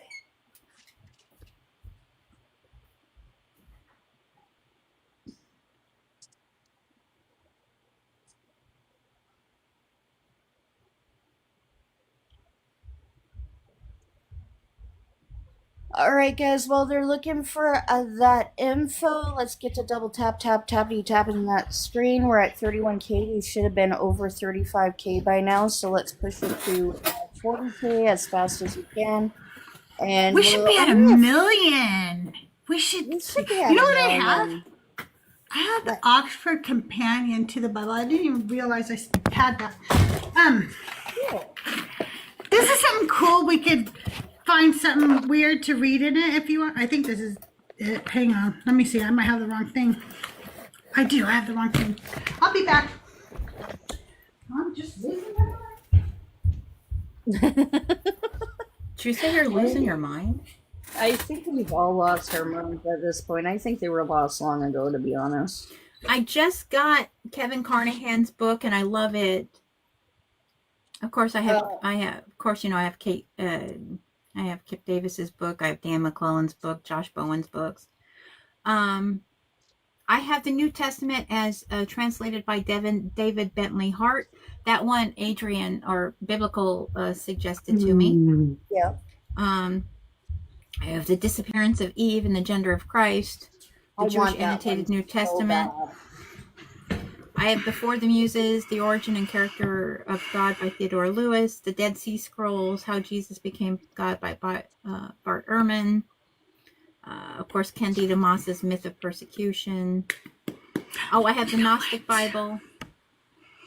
Yep, I have the Gnostic Bible too. I have Amy Jill Levine's The Bible With and Without Jesus. There The we Religion of go. Whiteness, Now Dark we can see my Monsters. wrinkles. The Jewish and Annotated Apocrypha. Nice.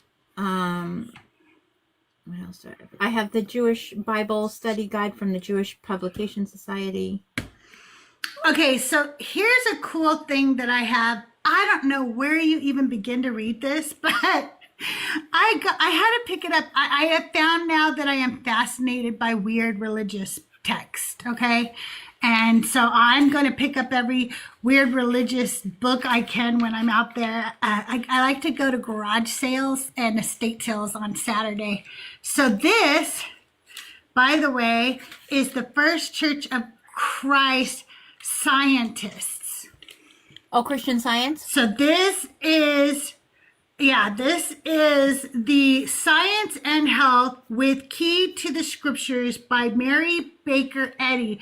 And she was a Christian Scientist. What is it called? Christian Science? Is that what it's called? Yeah, they're members of the And they Church of Christian Science. It has all these little weird tabs that are numbered, okay? But they don't really correspond with anything in the book. And this is written in, this person received it in 1954. But the book itself is copyright originally 1903. This edition was 1934. Crazy. The Jewish Annotated Apocrypha that you have, was that Jonathan Bond? Let me look. I also have Jewish pirates. I have a book on Jewish pirates. That's amazing. I want a book on Jewish pirates. That has to be the best book ever. It is pretty cool. Where is it? Yeah. Let's see. Let me open it and find out. Because it uses the new revised standard edition of the Apocrypha. So I'm trying to see who is the. I just do stuff and don't know what I'm doing. You know what? I feel that. It looks like it's actually multiple. Yeah, it's multiple authors depending on the book. Because the one I found is Jonathan Clarence and Lawrence M. Wills. Lawrence Willis, yes. Yeah, that's it? Okay. Yep. What you talking about, Willis? Oh, sorry, not that Willis. It's so stupid. I'm going through this the one first with hand the is new, done. The David Bentley Hart one. I find interesting. David Bentley.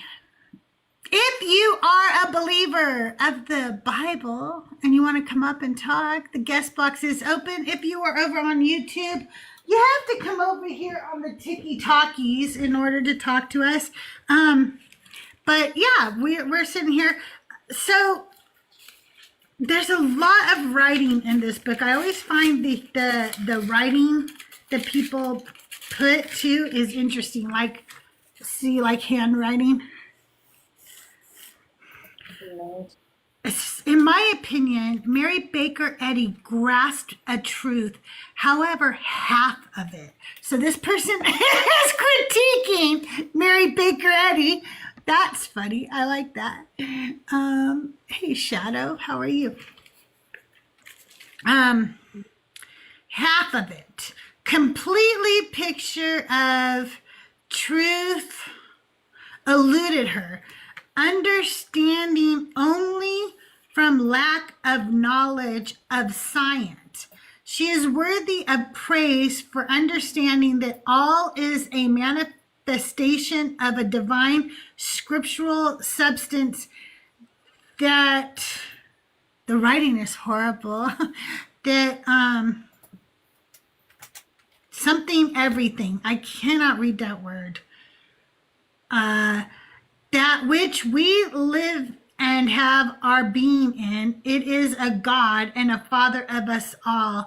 We are made of it. Yea, it gives us power over it to use to create all things in our lives, including our bodies, learning, circumstances, and things for better. So, for better or worse, that is our free agency.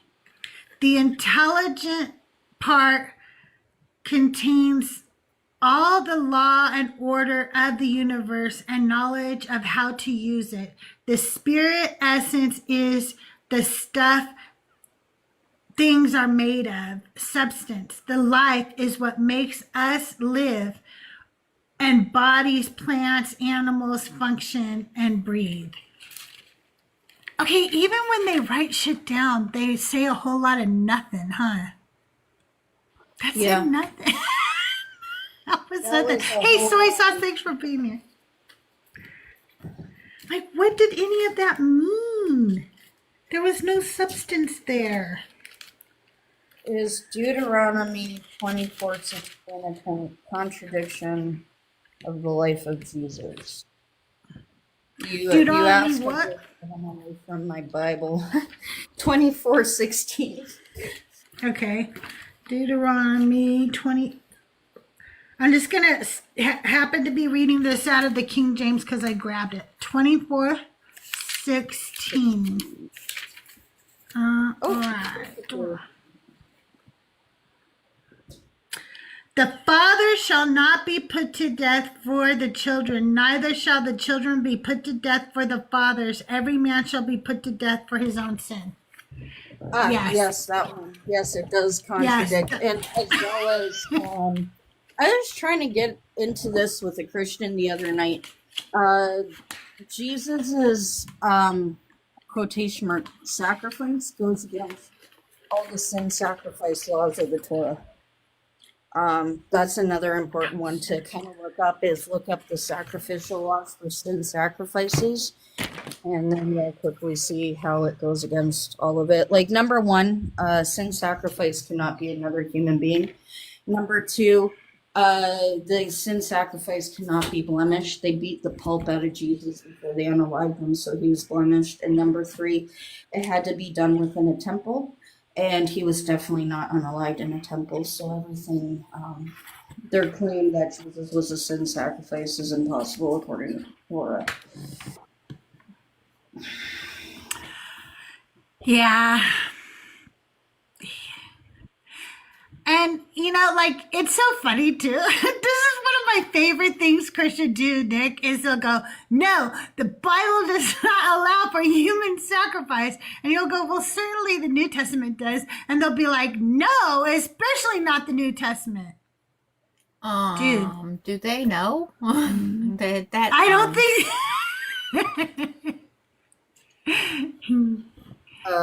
Shadow, thanks for coming up.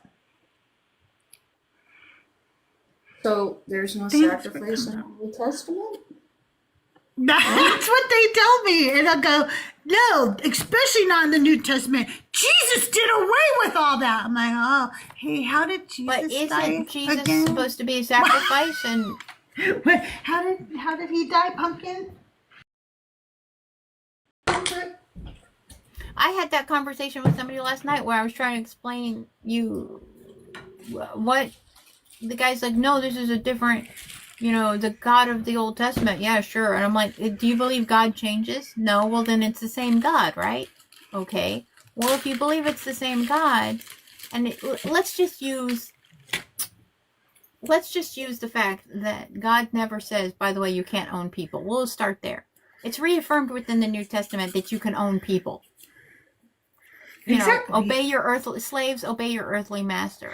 So, and this guy literally says, well, he was dealing with the people at the time. I'm like, do you believe God has foreknowledge? Yeah. So, at some point it's going to be morally repugnant to own people. Yeah. And he knows this. Yeah. So why doesn't he just say that at the beginning? It's morally repugnant to own other people. This is you're literally, this is the lamest thing I've ever heard. Your argument is God didn't know how to tell people not to own people. Yeah, their argument is that, people were doing that at the time. So here's my counter argument, Rabbi. I think you'll like this. When they tell me, look, God didn't condone slavery. He just allowed it and gave rules for the time. I let them know that that's cool, man, because I get that. As a parent, I don't condone stealing either. I think it's wrong. I think a person should work and earn the items that they have. They should have to work for it. But stealing is just a product of our times. And I know it's going to happen. I know that people are going to steal. And so I just want to make sure to set down some rules for my kids. So I let them know where to steal. Like I don't want them stealing from mom and pop stores, because those are just people trying to get by. But which corporations have very flimsy security, where to stand when they're stealing, how to check for cameras. I just lay down some rules. I don't condone stealing though, and I am a good mom.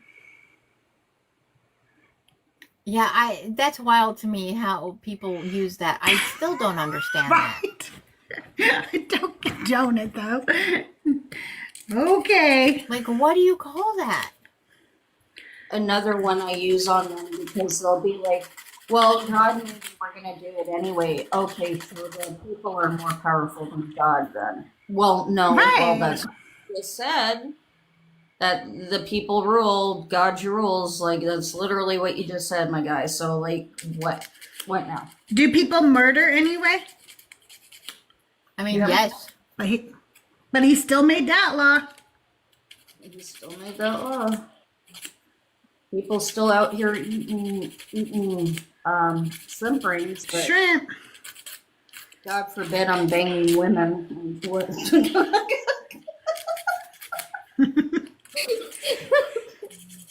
Sorry. Oh, Nick. It's in the box. We're just hanging out right now. We're waiting for people to come and join us. The guest box is open. I don't do a lot of restarts. Maybe I should, just not into it. So, hey, Cyber, how are you today? Congratulations. Toda, thank you. So I did have a question for Rabbi Hana. So what's up?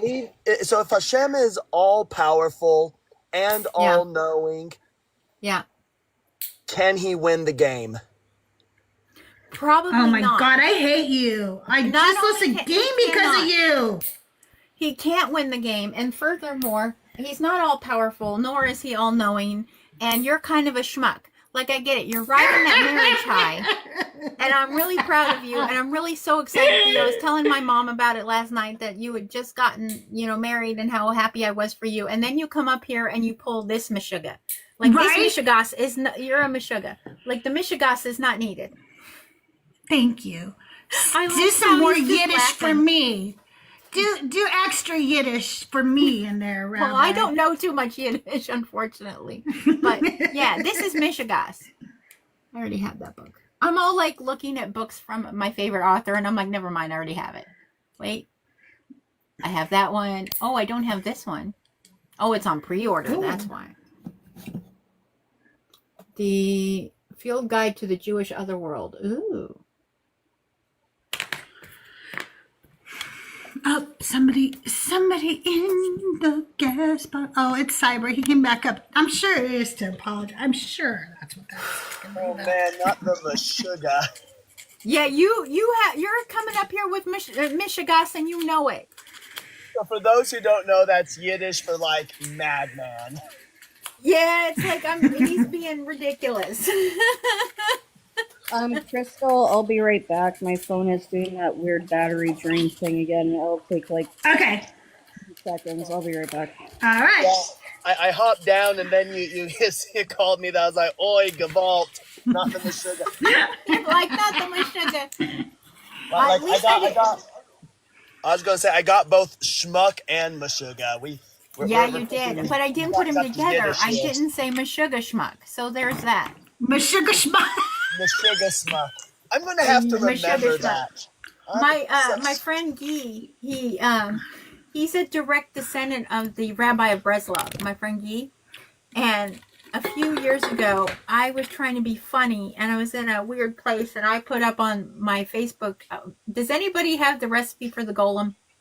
Because I think we could use one right now. And of course, one of my dearest rabbinical friends was like, it's in the Sefer Yetzirah, duh. And he messages me right away, do not make the golem. We know what happens when people make the golem. You're being a Meshuggah schmuck right now.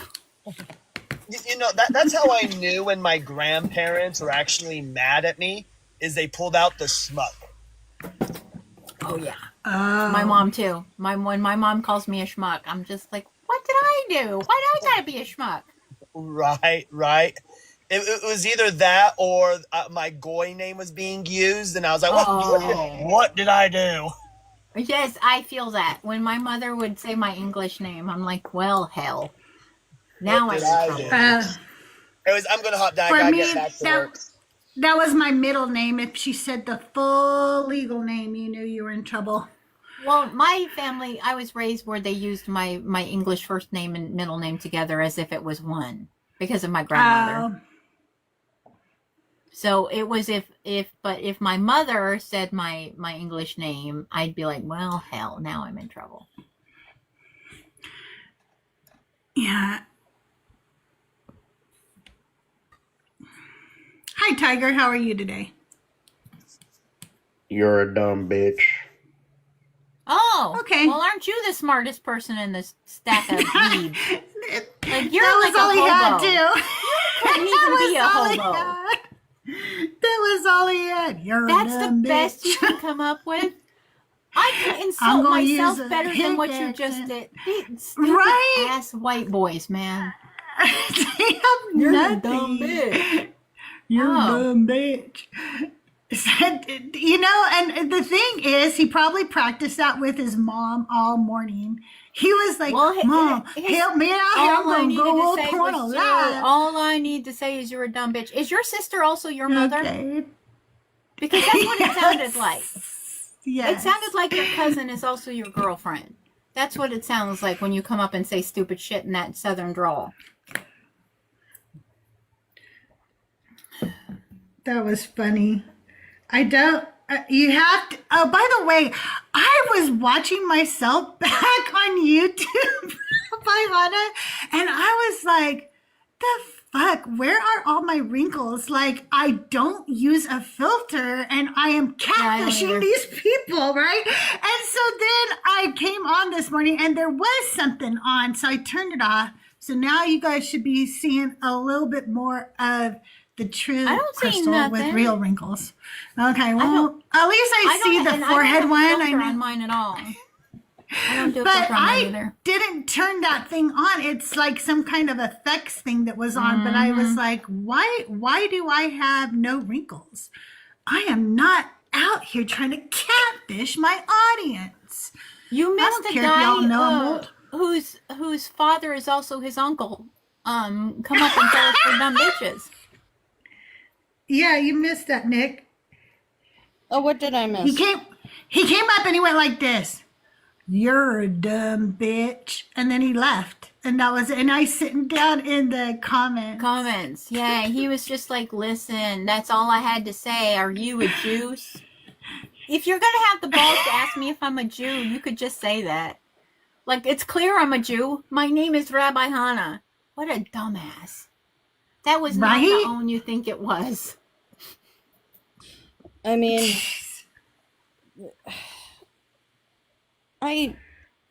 is this the best that Jesus has to send? Like, is this really his best? Like, what's happening here?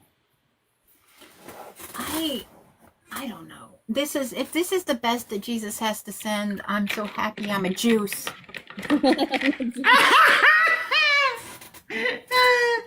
Okay. Wild. Is That it is wild, I tell crazy. you.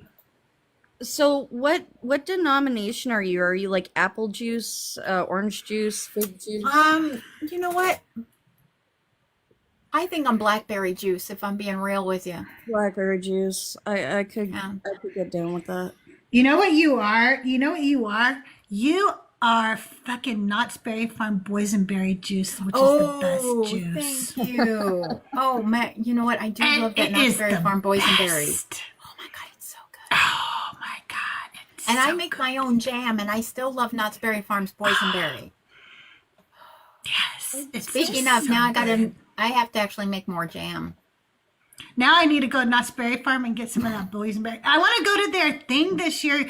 You know, they do this thing like for a couple of weeks during the summer or something, or spring, where you go and you get tickets and you get to go try all these chefs make food out of boysenberries for you to try. I know exactly what you're talking about. I want to do that. It's like a boysenberry festival at Knott's Berry Farm. I haven't been there since I was 10. I haven't been there in a really long time, but Me either. it's been, I've been an adult, but my kids were very young when we went last. But my daughter, she got married, and that's kind of where they honeymoon was at Knott's Berry Farm. How cute is that? They're so cute. Oh no, that is when my wife and I got married, we honeymooned at Disneyland because we are Disney adults, and I don't care what anybody has to say about it. They can kiss my entire cacat. But we are definitely Disney adults. But we are not the Disney adults that have to like be rude about it.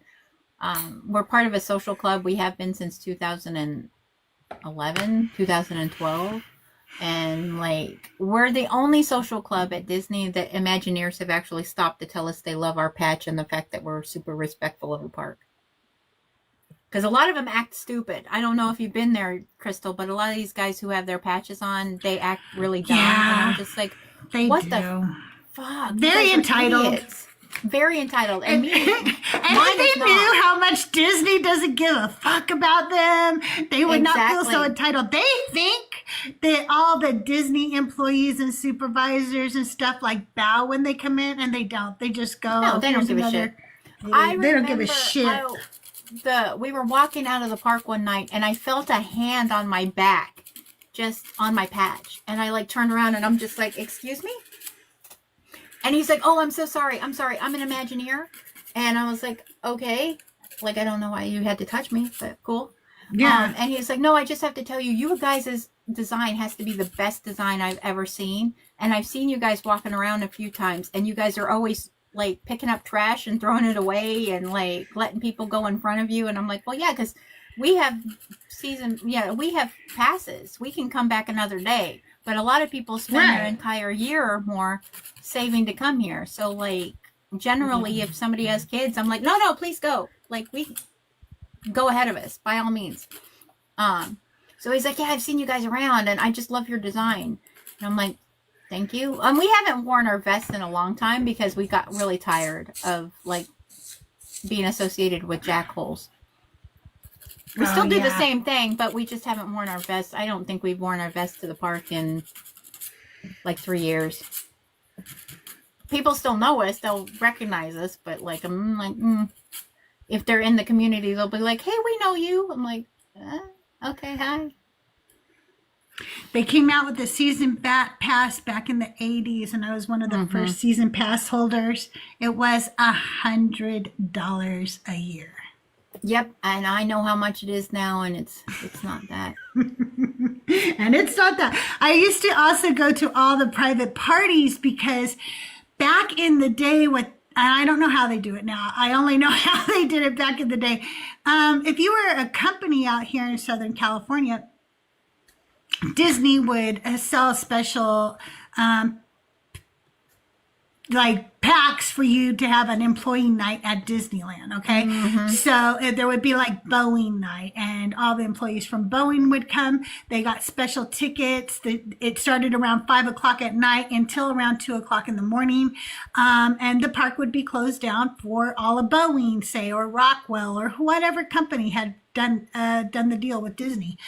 And so we found out that if you go stand at the gate, what would happen is that sometimes people would buy 5 or 6 tickets, but only 4 people would show up. And the tickets are only good for that night. So we would stand at the gate and go, does anybody have an extra ticket? And we got into Disneyland free every single night, which made the security really pissed at us. And so we were always like, being followed by security. They and used stuff, to. They haven't done it for years, but they used to do a thing where if you at the last like 3 hours that you could come in for free because there was only 3 hours left.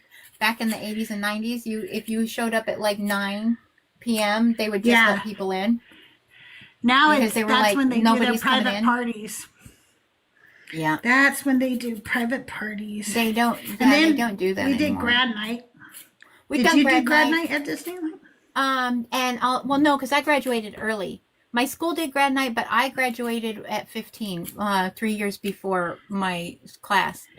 And then, okay. But I did 24-hour day a couple of times. I missed 24-hour day. My family and I would go, and we would be there. You'd see people sleeping and stuff. We fell asleep during, like the Abraham Lincoln event. We fell asleep during there, but we were the last one we went to. We were there for 22 hours. But they haven't done that since the 60th anniversary. Yeah. I used to go there a lot. I do not now, but I did used to be there quite a bit. Yeah, me too. I actually have a really cool Mickey Mouse jacket that doesn't fit me, but I keep it because when I lose weight, it's going to fit me, and it's cool as fuck because it's from the 80s. No, yeah, I still have stuff from back then, and that I am amazed I still have. Because I started going in the 90s. Yep. I stayed in line. The first time we got passes is right when Indiana Jones opened up. And so I was in line for Indiana Jones for what I think it was like 3 hours waiting to get on Indy. And I was so mad at Michael Eisner. That is a half-a-mile walk when you go both ways. And I'm just like, you mother puss bucket. What the hell were you thinking? You muckety muck, muckety muck. Honestly, the lineups at Disney were going pretty good, but once we hit that Indiana Jones ride, it felt like we were like literally walking an entire temple just to get to the damn ride. It felt like that. And then did you get a chance to see the Leprechaun house that's right outside the Indiana Jones ride? I did not. So there's a book called The Wee Man of Disneyland. It's it's like a board book, or not a board book, but one of those golden books. Yeah. And it talks about how when it's a children's story of like how when Walt Disney came to build Disneyland, he came across this leprechaun who was already living there. And the leprechaun said, as long as I have a home, you can keep this place. And it ties into, there's a tree right outside of Indiana Jones that if you go and look at it, you have to look at it at a certain angle, but there is a little leprechaun door that goes into the tree and makes it look like he lives in the tree. And he decorates for, like right now there's a pumpkin out in front of it for Halloween. During Christmas season, there'll be like Christmas decorations out. During spring, they put out decorations. But it ties into the book, and we just showed it. We took our daughter for her birthday, and so we had to go over and be like, hey, look, there it is. And so we took pictures of it for her, and she was like, oh, that matches my book. You know, my daughter's 8. That's cute. That's cute. I think hands down my favorite ride was Haunted Mansion. Of course. Oh, And hell Pirates. yes. Yeah, I like ours the is original Pirates. Pirates. With the misogyny, Yeah. because I I'm do sorry, like the misogyny. but I'm sorry, pirates but were misogynist. They were. So why don't you just like be realistic about it? my Like, wife what still are you does the talking original about? thing whenever we write it because she knows how much I like it. Shift your cargo, dearie. Show us your larboard side. So every time Yep. we go through and they're trying to do the cluck thing, she'll lean over to me. Shift your cargo, dearie. Show us your larboard side. And it makes me giggle. I'm like, that's right. Yeah, I'm really grateful I actually got to ride the original before they Johnny Depped it. I mean, not Yeah. against Johnny Depp in it, but at the same time I'm thankful I got to see the original. Me too. Yeah. God, that was such a wild time. Right? I'm supposed to be working and I'm not doing it. What's wrong with me? I mean, let's face Okay. it. Like, Were the rabbis Jewish pirates also misogynists? Probably. Were they? I mean, let's be real. Just being Jewish doesn't make you not a misogynist. There's plenty of misogyny in Judaism. Rabbi, is Weird Al Yankovic's song "Fly for a Rabbi" like your favorite song?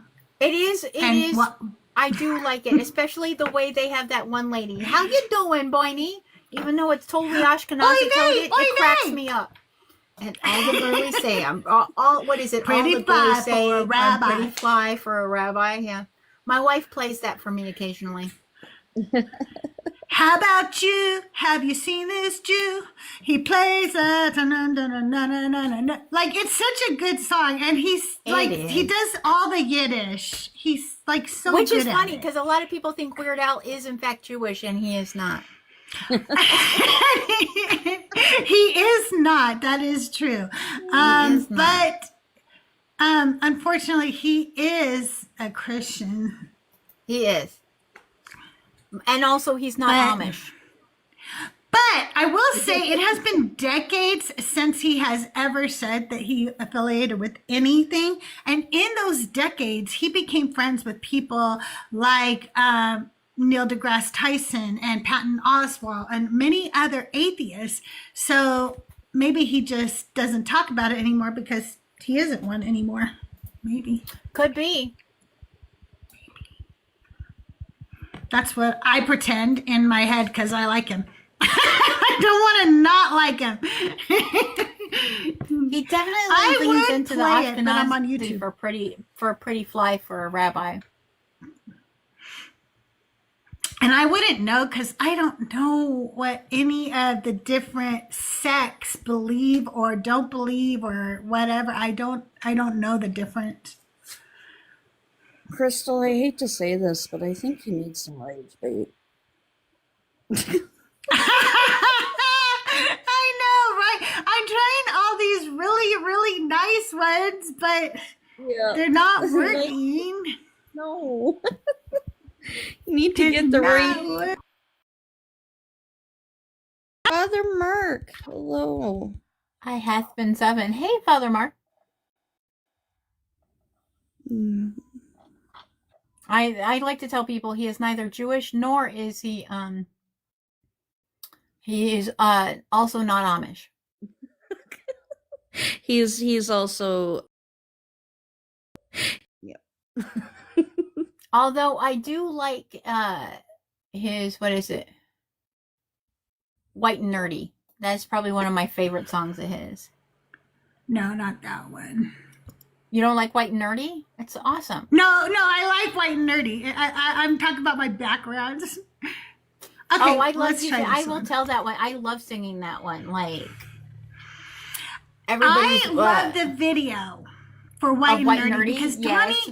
Donny Osmond is in it, okay? And he does this dance right next to Weird Al Yankovic.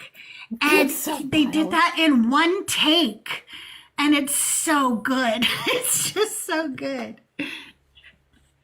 Okay, Father Mark is an op, so I'm gonna let Nick and Rabbi take Father Mark down. Oh, this should Really? be this should be good. Come on, give me what you got. Yeah, I want to see this. This is celebrity deathmatch. Okay, so See, Nick what is my is- student, so and Rabbi's my What- colleague. I know. So. what I is know. How do you justify your epistemological modality of continuance? Yeah. How about that? You should ask your brother. I know, ask my brother. You know what? This happened last night. My brother and I were having a conversation, and it was like we were talking about this kind of stuff, and we were back and forth, and then somebody jumps in, and I guess thinks that we're having a fight and starts yelling at my brother, and he's like, "Shut up! I'm talking to my sister. Will you leave me alone?" I'm like, "That's my brother. Like we talk to each other like this all the time. It's cool." So, my first premise for the topic is that you should avoid Christianity in general. I do that. Oh, okay. So what are some cults you should avoid? All of them. Cults are All bad. of them. All And- of them. Is there a specific one that you're like, this one though? Yeah, No, Christianity. Okay. Nick, let's see if you remember. How did Christianity start? With some white guys trying to. Oh wait, no. Hold on. That's how the ball really got rolling. How did Christianity start? We talked about this. Some guy was massacred, and then no, wait, that's wrong too. I'll give you a hint. Christianity started out as Bad cult. a group of death cults.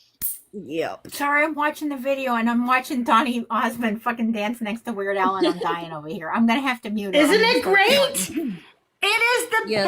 best, and he does it in one take. So if you ever can find the behind the scenes version of that, Weird Al's just standing there, and and Donny Osmond is just going at it all around him. And Weird Al actually thought they were going to have to do several takes because Weird Al's a perfectionist. Like, that is why he puts out the best music and the best videos. And if you haven't seen him in concert, amazing in concert. So he thought they were going to have to do several takes, and they got done, and he was like, damn, you nailed it. That is I forgot in this video he's getting down with bubble wrap. That's such a good video. My mom You puts know- my name in all my underwear, yep.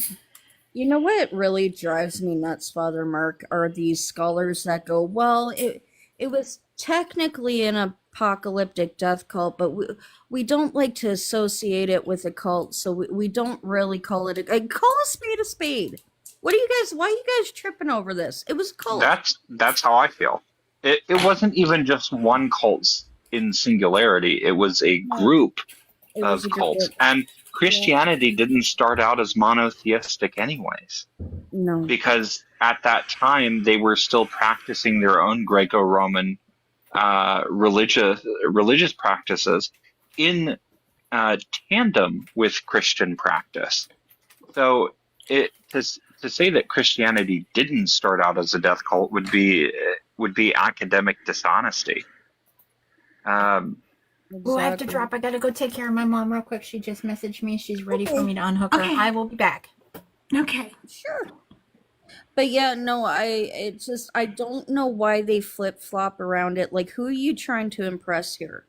Like, who Because you trying to? it's never mind, I can't say that on TikTok. It's a whose package is bigger contest. Yes, like eggplant measuring contest. Yeah. Yeah. literally. And it's funny because they only get mad at me if I'm not on their side. Mhm. Like, if I don't back them up while they're being loud and wrong, then I'm not a real priest and I'm not a real Catholic. But if I back them up, and then I'm the next best thing to slice bread. Yeah. Yeah, I always find it funny when you come up when I'm in the middle of a debate and they go, "Oh, good, a priest is here," and then suddenly you start backing me up and they're like, "Wait a minute," I'm like, Yeah, and then they get all Yeah, but confused. is he a real priest? What preschool did you go to? "What preschool?" Oh, God. Well, I went to the Franciscan Graduate School of Divinity, the same school that Nick goes to, because she was my student Yep. last semester, or the semester before that. It was last semester. And then they're all like, "Oh, well, that can't be a real school then, or that can't be a real." It's like, oh my God, you guys just want. They call us echo chambers. Really, they're the ones who want the echo chambers. They just Hey, want Archbishop. Heretics. Every single one of you. At least I'm Every not a single last Protestant one of you. cosplaying as a Catholic. What are you talking? What? I'm an agnostic, Father Mark, Explain words, explain in words. Anglican garb. Oh, so that's even worse. So you're an agnostic cosplaying as a Protestant, cosplaying as a Catholic. Yes. And sometimes he's a furry too, okay?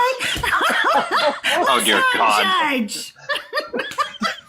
I wouldn't be opposed. Yeah, the Anything at whole this split point. and then we don't judge. Yeah, that's out Yeah. the window now. I'm listening when I'm judging you. We listen Aren't all and we do Anglo-Catholics just cosplay Catholics to begin with anyway? That's what they allege. They're just jealous of our cathedrals. Just wait till you see the cathedral I'm building That's what next she year. said. No, I do want to. I do want to, Father Mark. I want to come down. I really will. You're invited to lead the choir.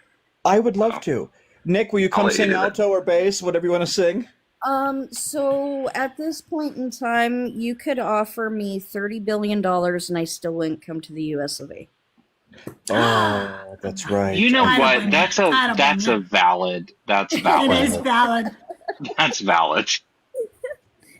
You could set me up, my grandkids up, my great grandkids up. You still can't get me to go to the USA right now. You might not make it back over.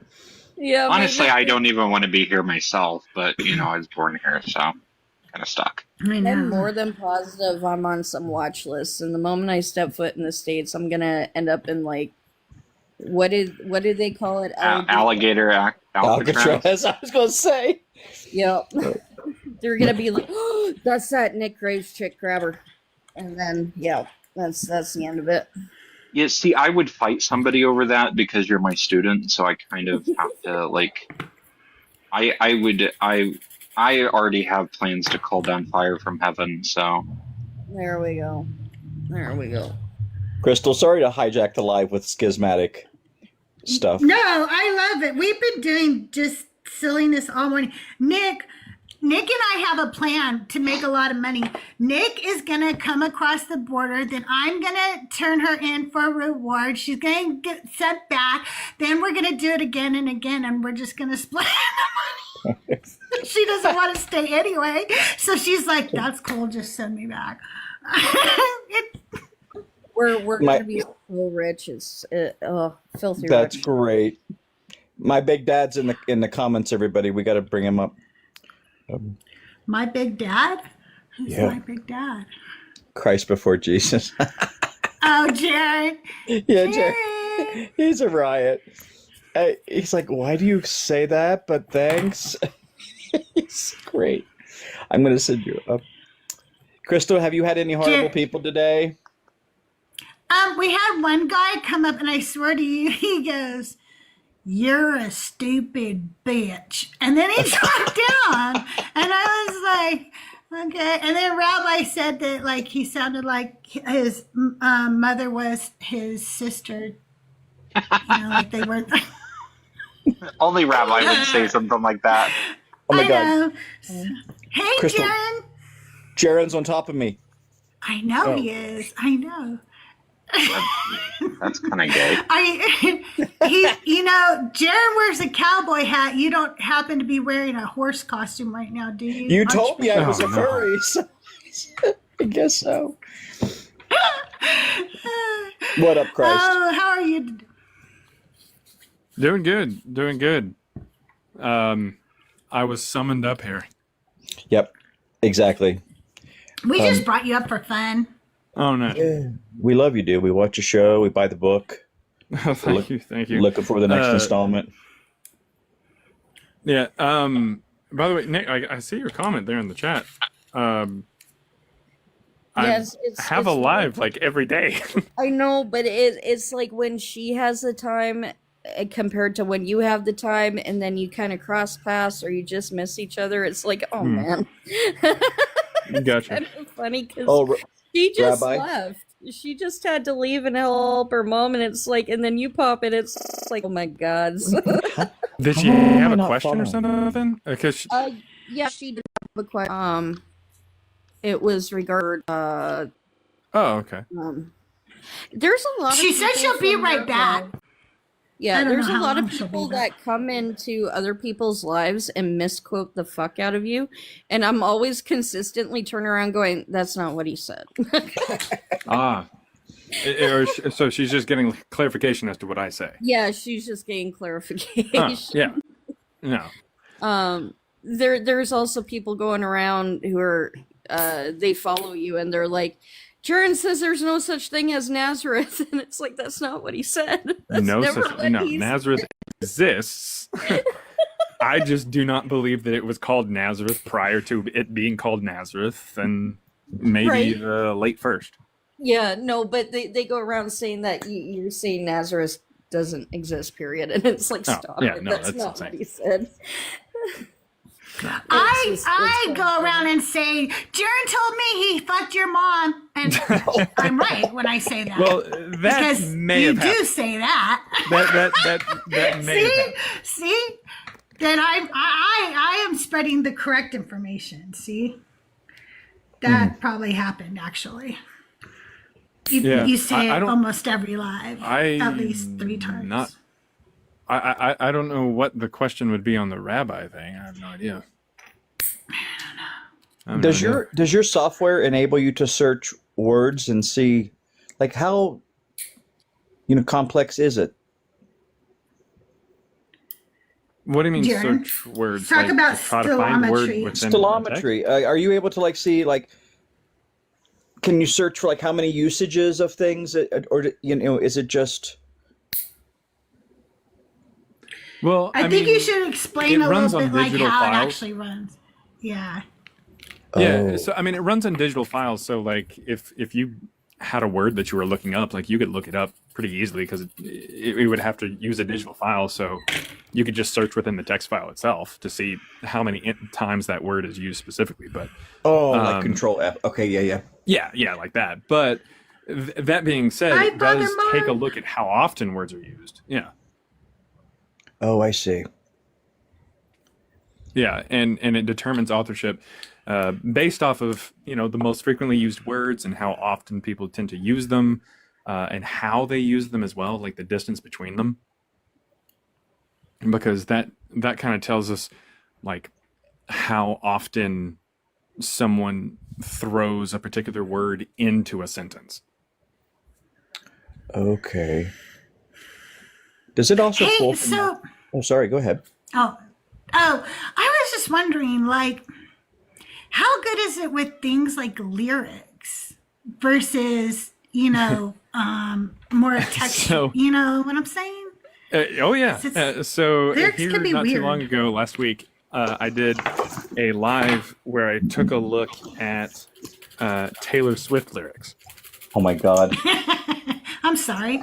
Well, it's because somebody on TikTok had suggested that they think that Taylor Swift was like writing these books of poetry on the side or something, or these. Oh yeah, there books. is some kind of weird conspiracy about that. Yeah. And so basically I ran it and found that no, that's not really the case. Not at all. But there does seem to be possibly an AI that is actually writing the books, like someone's using AI to write it. And so it's pulling some phrases from some Taylor Swift lyrics in order to make some of the poetry or some of the text. And so it will sort of kind of, the stylometry thinks that it might be her, kind of, but not entirely. Okay. So, yeah, it's basically just indicative of there being some kind of crossover between the book and the lyrics. And in order to actually do a better job, I would need to actually go through the entire book and take out anything that's from a Taylor Swift song, but I'm not going to do that. Right. It's way too much time. No, do it, Jared. What? Like your fans are calling. No. I do think it's funny sometimes when I am in the discords and stuff and I see the things that the followers want you guys to do. Like, I'm like, what are you talking about? The one that always gets me is like, well, like they'll come in and tell you, why don't you do this? Why don't you run stylometry on this, that, or the other thing? And it's like, why don't you? Like he tells you how to do it. Yeah, we're literally Why like are you telling him encouraging to people do to it? do it. Yeah. Right, do it. Like, why are you asking him to? He already does this. Like, if you have a new idea, go do it yourself. But they'll do it with Justin too. They'll be like, Justin, I think you should add a new tab to your cheat sheet, and you should add this, that, and the other thing. And it's like, he gave you his cheat sheet, and it has so much information in it, but you want him to go add something that you just thought of. Like, why don't you just make a notation in your copy of it? What are you talking about here? I wish I could. I do have to I do have to go because I got to go pick up my kid in high school. But I want to say really quick, Nick. I don't know exactly what her question is, but if her question was like, do I think that rabbis started in 70, like the term? I assume that's what it is. You know what? I can't think of the actual full question off the top of my head. It was a clarification to what somebody had said to her that you said. But like I said, people come in saying that you say the wildest shit sometimes, so I don't even. Oh, no. Well, no. All I say is that the term rabbi, we don't have any usage of it prior to 70, which is true. There's no evidence whatsoever that it was used prior. At best, you could maybe say, like Rabban or something, but definitely not rabbi. Yeah. And the Mishnah records Yohanan ben Zakkai is the first. I just asked her about this, and I've already forgotten. Oh, shit. But yeah, I mean, if, quite frankly, if there was a whole lot of people running around with that title prior to 70, I don't know why Josephus never says it. Yeah. Because Josephus literally leaves around 70. After the war, he goes off to Rome. So he would be he's the exact reason why it's not being used, because he would have used it if it was something used prior to 70, and he would have not used it if it was something that was used in Jerusalem first right at 70, because he wasn't there. He was using Rabbon, not Rabbi.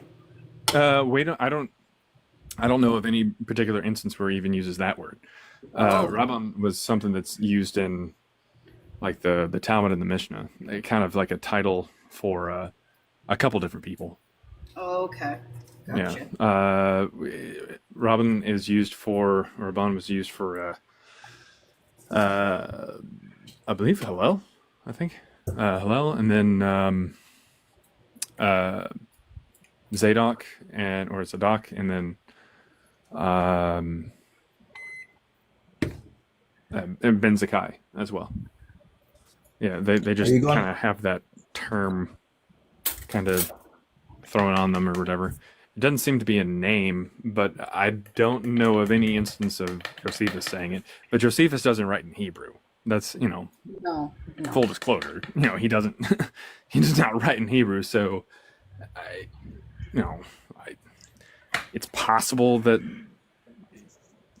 I don't know what word he would be using that gets translated as something else. But, Hey, Big. What time are you going live today? Christ, he was already live. You're already live? Yeah, I was already live. I'm done now. Yeah, you're lukewarm. I'm kidding. What? I'm kidding. I'll cook you tomorrow. I'm kidding. Sorry. But yeah, that's my biggest one of my biggest hangups with Jesus is that in Matthew 23, he not only says rabbi as if it's this common thing, he also describes like what they wear and how they act, and even talks about the best seat in the synagogue being used, which to my understanding would be the Moses seat, which is, we don't even have any evidence of that like being like an actual physical spot until later. So it's just issues with the Jesus thing. It has nothing to do, unless she's just asking for clarification. I'm not really sure. No, I think it was just a clarification. I think the person was alluding to there wasn't any kind of teachers at all during that time. Is kind of what they were alluding to. And no. Yeah, so like I said, people are misquoting you a lot on this app. It's like, the fuck, you never said that. Except me. I always say, Jared fucked your mother. I always get it right every time. Okay? Well, that is true. But I think it's because there's a lot of details. Like there's a lot of things that I go over.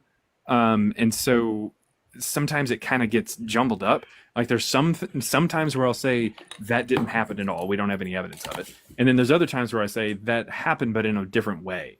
So like, were there teachers prior to 70 within Judaism that weren't priests? Yeah.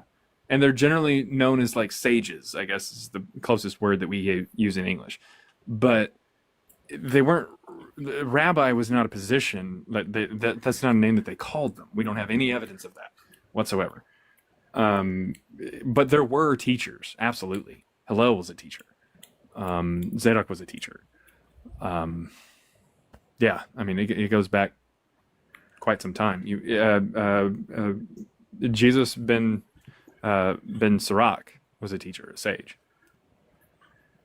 So it is a thing. It's just, as far as rabbis go, no.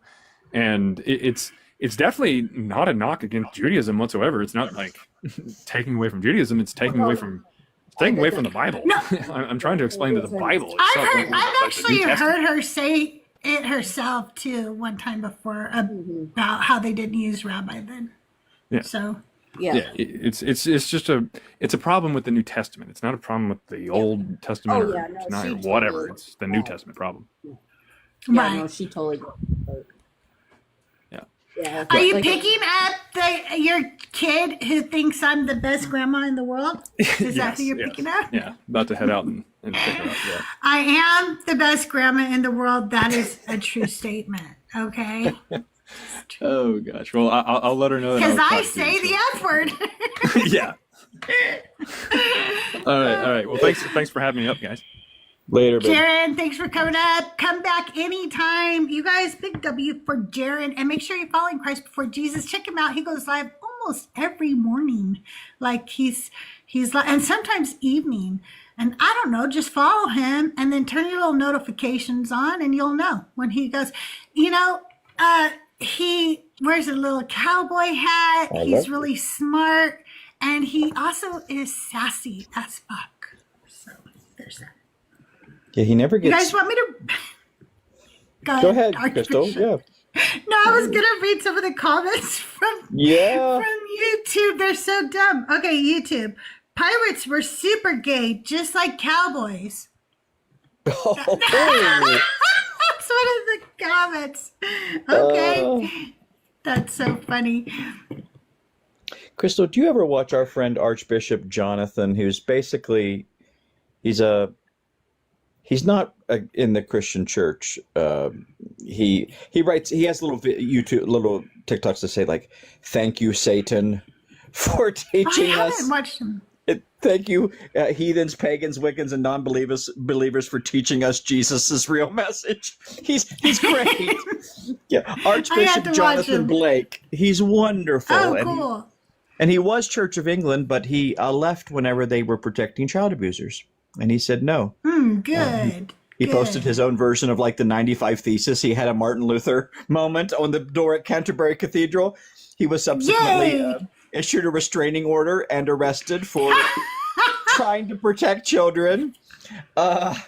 He's marvelous. And and his voice is high like mine, and so they'll say you're gay because his background says pro LGBTQIA plus and all this, and so they assume wrongly because he's not. They assume that about me too because my background says that too, and so they'll come in here and say just homophobic and transphobic shit, and I'm like, I don't care. Think what you want about me, because why would I care if you thought I was gay? I don't care. Exactly. It's stupid. That's just ridiculous. But I have to check him out because he does sound like he's right up my alley. You guys, I'm going to be live for just about a half hour more unless we reach the gift goal. And if we don't today, that's okay. I understand. Gifts are never expected, but always appreciated. So if you can, and if you have, thanks for gifting. I appreciate it. You guys, if you're a Christian, we just want to talk to Christians today. What are some cults that you think I should avoid? I'm a non-believer. Okay, I will let Nick and Archbishop talk to Christian Advocate because the last time I did, he was very misogynistic to me. So this is Christian Advocate. How the fuck was I misogynistic? Christian, are you a Christian, my friend? Yeah. And Like in other words, but you saved by grace through faith? Yeah. And you open a sentence speaking to somebody with the F-bomb? Yo, gang, calm down. Okay. No, really. Christian, Is that true? how old are Yo, you? gang, calm down. 20. Christian, how old are you for TikTok purposes? 20. 20. Yeah, I think your language is very problematic. You know, Jesus reminded us that we should go into all the world and preach the gospel and to spread love. And you Yo, say gang, the calm F-bomb down. in your first sentence. Yo, gang, calm down. Would Jesus do that? Yo, gang, calm down. I don't know what that means. You're an atheist, little bro. Calm down. No. A strange young man. Nick, would you like to talk to him? You're not an atheist. Maybe he'll respect you since you're not an atheist. Yeah, but my you're not. voice is high. I don't know. You're an I still have breasts, so he might not give me the respect. Nick's not an atheist. I am. Nick isn't. No, he sounds like an atheist, but what are you, Nick? Yo, Nick, I'm talking to you. What are you? I'm sorry, I'm trying not to burst out laughing right now. Okay. Wait, your name's Nick and you're a girl? Jeez. Yeah, no, like I'm not Nicole. Hold on, Yeah, I'm not Nicole's a a girl. girl name. Nick isn't a girl name. Yeah, Nah, so Nick you're isn't a girl. Nick's a woman. Nah, you're a female. I've been a woman. Nah, you're a female. Her dick's bigger than yours, Christian. It is. It is. It's Nick, go very ahead and massive. talk. I'll mute him so you could talk. Go ahead. No, she's a female. Okay.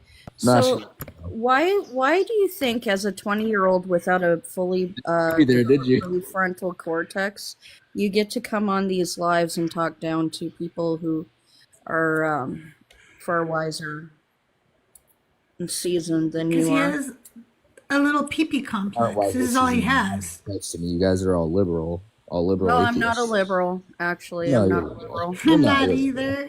An idiot. Nah, man. I mean, I guess he thinks he knows everybody. So wait, so Yeah. CrystalJae, you voted Trump? No, that So- doesn't make me a liberal, So though, then you're a Pumpkin. I'm liberal. an independent. Do you Nah, know what you're an a liberal. independent is? Nah, I'm you're a actually a registered independent. You voted for Kamala Harris. Let's be real. So you want to know something really weird? Of course I is was- voted for Kamala Harris.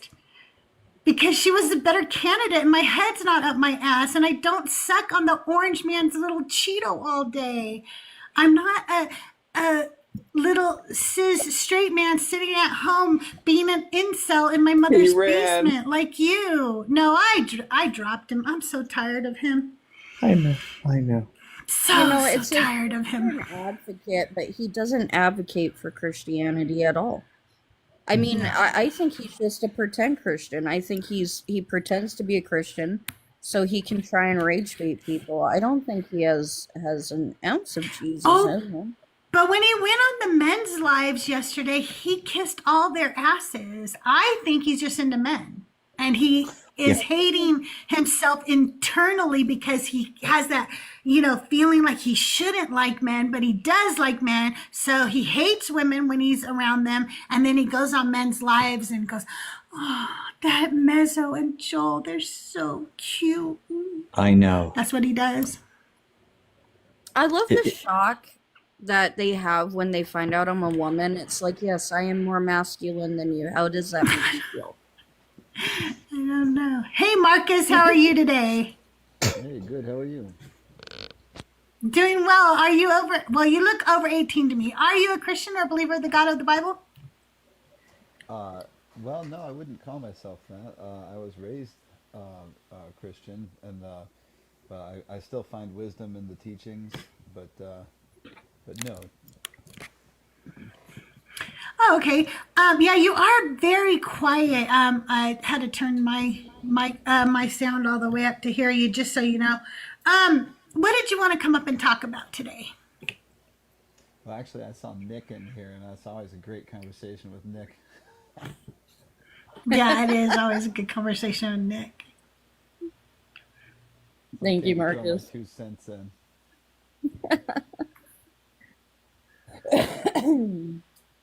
Crystal, I'm going to drop down that way. It doesn't look too intimidating for the ops. Okay, Archbishop. Or for Christian, Okay. for ops up here. So you have a blessed day, friend, and we'll see you around, Nick, and good to meet you, Marcus. Have a great day, Archbishop. We'll see you soon. You too, love. So that So what are Big W in the chat. What are some of the things you still live by, Marcus, when it comes to Christianity? The thing about not judging people, one of the things with it, judge not, that lesson of not judging people, that's one of the things that stuck with me. Another thing is like the power of belief and the power of faith. That kind of stuck with me, and that lesson of like, if you believe it enough and you have faith in it enough, then that will come to fruition. That kind of stuck with me. They really can't hear you. Are you on a Bluetooth or something? Hang on a second. Hi, Ashra. Good to see you. Is that any better? Oh, much better. Woo, much better. All right. All right. Hey, you guys, we'll be live for about another half hour. Unless we meet the gift goal, then I'll stay live for another hour. Gifts are not expected, but always appreciated. And thanks so much for being here. Go ahead, you guys. Now we can hear you. Oh yeah, just the whole thing of if you have faith in something enough and you have the power of belief, that's something that stuck with me with the teachings of Christianity from childhood. It was like, if you have enough power in your faith and your consciousness and your belief in something, you can make it happen. Do you think that's more along the lines of self-fulfilling prophecies? Mm-hmm. Yeah. Yeah. That makes sense then. Awesome. Yeah, and that not judging This is a friendly. I don't know how to do this with friendlies. I know, it's very hard, huh? That's why I hand off all the friendlies to you guys, because yeah, I know. Because we try to ask the important questions, but then it's like, oh, okay, you agree it's self-fulfilling prophecy. Never mind, end of combo. Fuck. Oh shit. Yeah. Yeah, No. I'll act as a good filler until you find another argumentative person. Well, they seem to be in shortage today. I don't know where the hell they all are. It's like, where'd you guys go? Yeah, I don't know. Well, I am up against some big hitters today, but if I don't keep going live and being consistent, then I won't get them in here, so I have to keep doing that. But, you know, Christina Carroll is live, and we love Christina Carroll. Trust But Verified is live, and we love Trust as well. We're actually going to, in about a half hour, go over and raid Trust But Verified. And then I forget who else goes live today, but, Joyful will be live shortly in an hour and a half, I think. So yeah.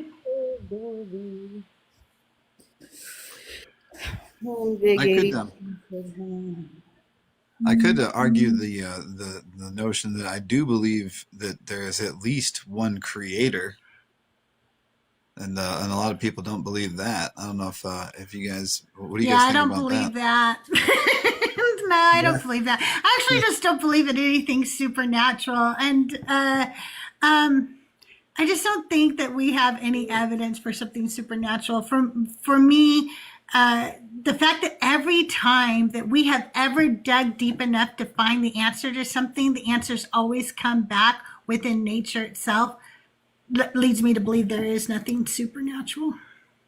Well, I don't think, like, even on a semi-deist level, there is anybody who's watching over us, because if we got recorded, right, 18,000 gods, plus the whole quotation mark source idea of God, and you're telling me not a single one of these lazy fuckers looks down at the world and goes, oh, I need to fix that.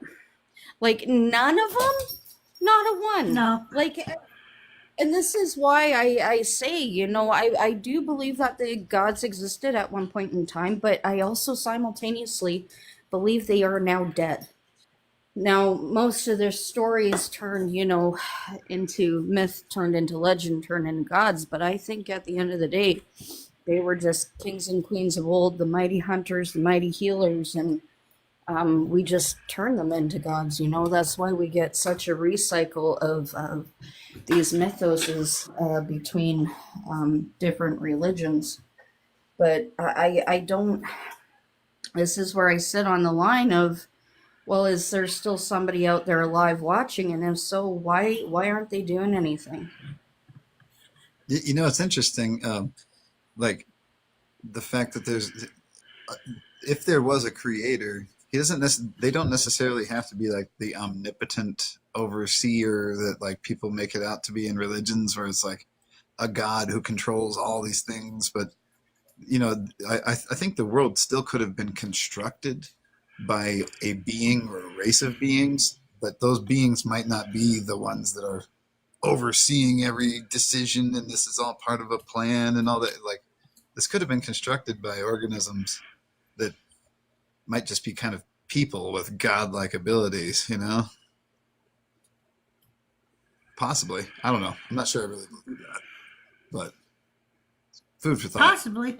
Mateo, you never come up. I don't know if you meant to come up, but I brought you up because you never asked. I was like, Mateo never asked. Mateo can come up. How are you today? Good. I'm pretty sure my ratio of accidentally joining to purposefully joining is like 9 to half or something. So what's up? Nothing much. Here are some of the comments over on YouTube, just to keep you guys abreast as to the comments on YouTube. What are Kamala's accomplishments as vice president? There's a head scratcher. Hurry, try to Google something. Okay, and then somebody else says, if her only accomplishment was taking a shit, I'd still have to vote for her to keep the orange sicko repub human garbage from office. Okay, then the person comes back and goes, I'm glad someone figured out religion for you, but most you are very controllable, shown that you vote for shit out of media-generated hate. Yeah, media-generated hate. That's what we voted for. Bitch, I'm not the one who voted for Trump. You are. What are you talking about? Trump literally relies on media hate to make people, like, what are they talking about? That's literally what What Trump are they does. talking about? Then our friend DBK comes back and says, no, all religions are based in believing in mythology. That's trying to universalize theism and polytheism. What the caller is referencing is euhemerism. euhemerism. I don't know that word. Is he talking about me or talking about Marcus? You or Marcus? Was it my comment about a lot of religions all intertwine with each other? Because we actually have proof of that based off of the stories. We can literally tell. Joe, if you want to come up and discuss, the guest box is open. These are just friendlies hanging out, chatting with me while we wait for a guest. Guest box is open. I just want to know, what are some cults I should avoid? Why should I avoid them? How do you know they're a cult? What do you got for me? Protect me, inform me, educate me. I think you should avoid Jonestown for sure.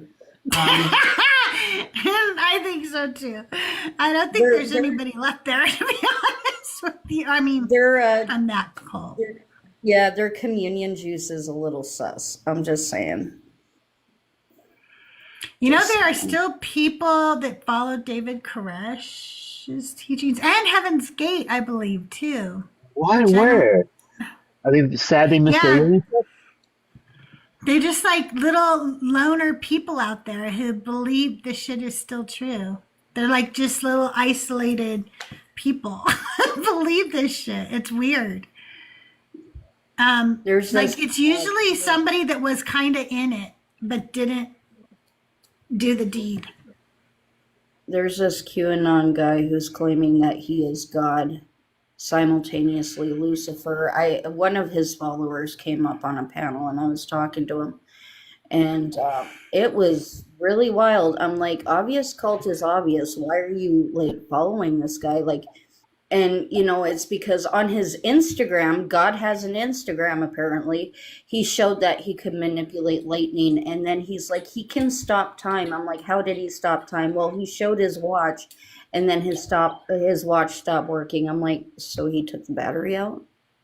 Like, are you for real right now? What are you talking about? People are and these people are saying that we are the sheep. What are you talking about? What are you talking about? These people vote. I'm just saying. But yeah, it's just. I hate this town over on YouTube. He said, I think there's still someone that updates the Hail Bop people's website. Do you know, is that another cult? Hail Bop? Do you know about that one? I don't know that one. Is that like Bizarro Spock? I don't know. I don't know that one. Hail Bop.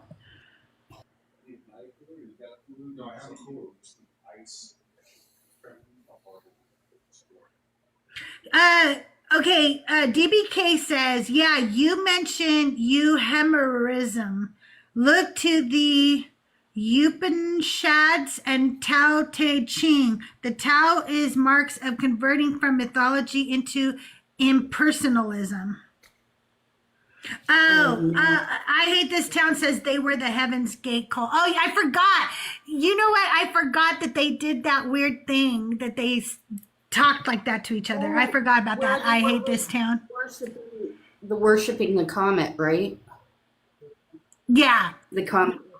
Yeah. No, there was an alien spaceship behind the comet. Oh, okay.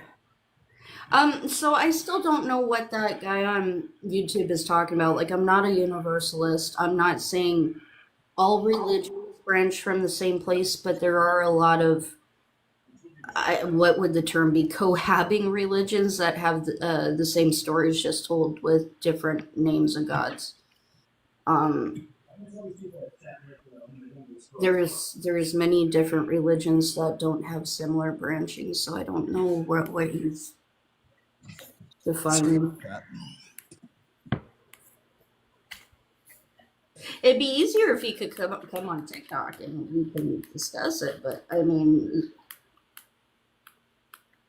Well, hey y'all, it's good chatting with y'all. A friend of mine here is asking me if I will go to the store with him, so I'm gonna go to the store and I'll talk to y'all later. It's nice Okay. meeting you. It was nice to meet you. Good talking to you again, Nick. Yeah, good talking to you too. I will follow y'all.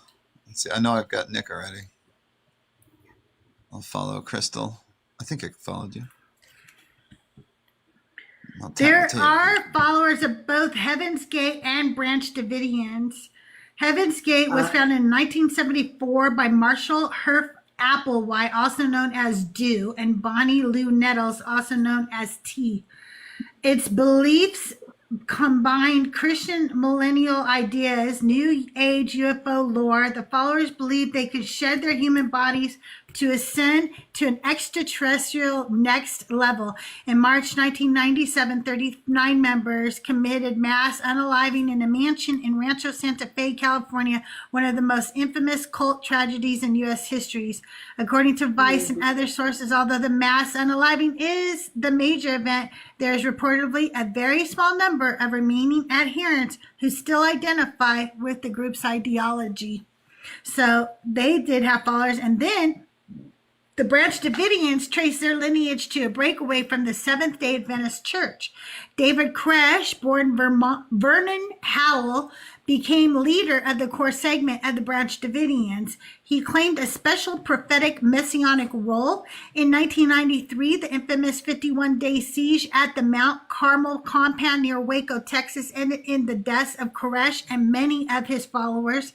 After the siege, the group's prominence declined, but there are still surviving members and organizations that identify with the Davidian Branch Davidian tradition. For example, some survivors remain loyal to Koresh's teachings. For instance, some of the living survivors remain loyal to David Koresh, believing that one day they will see him return. So there is people who believe in both of those. That's so wild. I did not know there were still followers for that cult out there. Hi, Joe. How are you today? Hi, Crystal. Long time. How are you? I'm doing well. And you over 18? Yes. Okay, what'd you come up to talk about today? One of my favorite cult stories.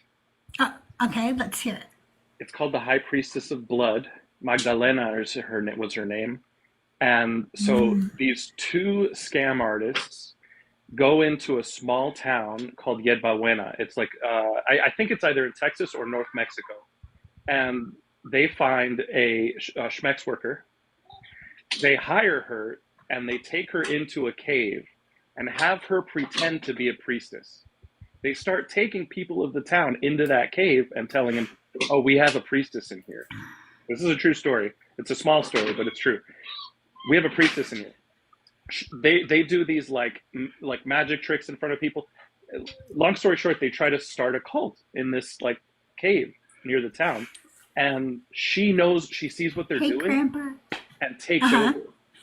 Like she realizes that she's being used and she takes the cult, right? And starts having them actually do blood sacrifices and stuff. That's why the story is called the High Priestess. My of Blood. Yeah, she goes nuts on these Oh people. my God. Has them do stuff. And you know how the craziest thing is how they got caught is some kid was like exploring the forest or whatever and walks in on what looks to him like some kind of vampire, like, ritual. Yeah. And escapes and tells the police and they find it. Wow. Wow. Yeah, it's one of my favorite stories. It's called, mostly you'll find it through the High Priestess of Blood, searching that. Wow. I'm gonna have to check that out. Cool. That is wild. All right. Well, you guys can drop me. A long time. I used to be called Snapshot, and we've hung out a little bit, Crystal. Oh, okay. Yeah. Good to see you. Well, welcome back. Have a good day. You guys, don't be in the chat for Joe. I like interesting cult stories. I find I think that when growing up Christian, you're taught that Christianity is not a cult. Okay, it's not a cult. It's a well established world religion, but it's not a cult. I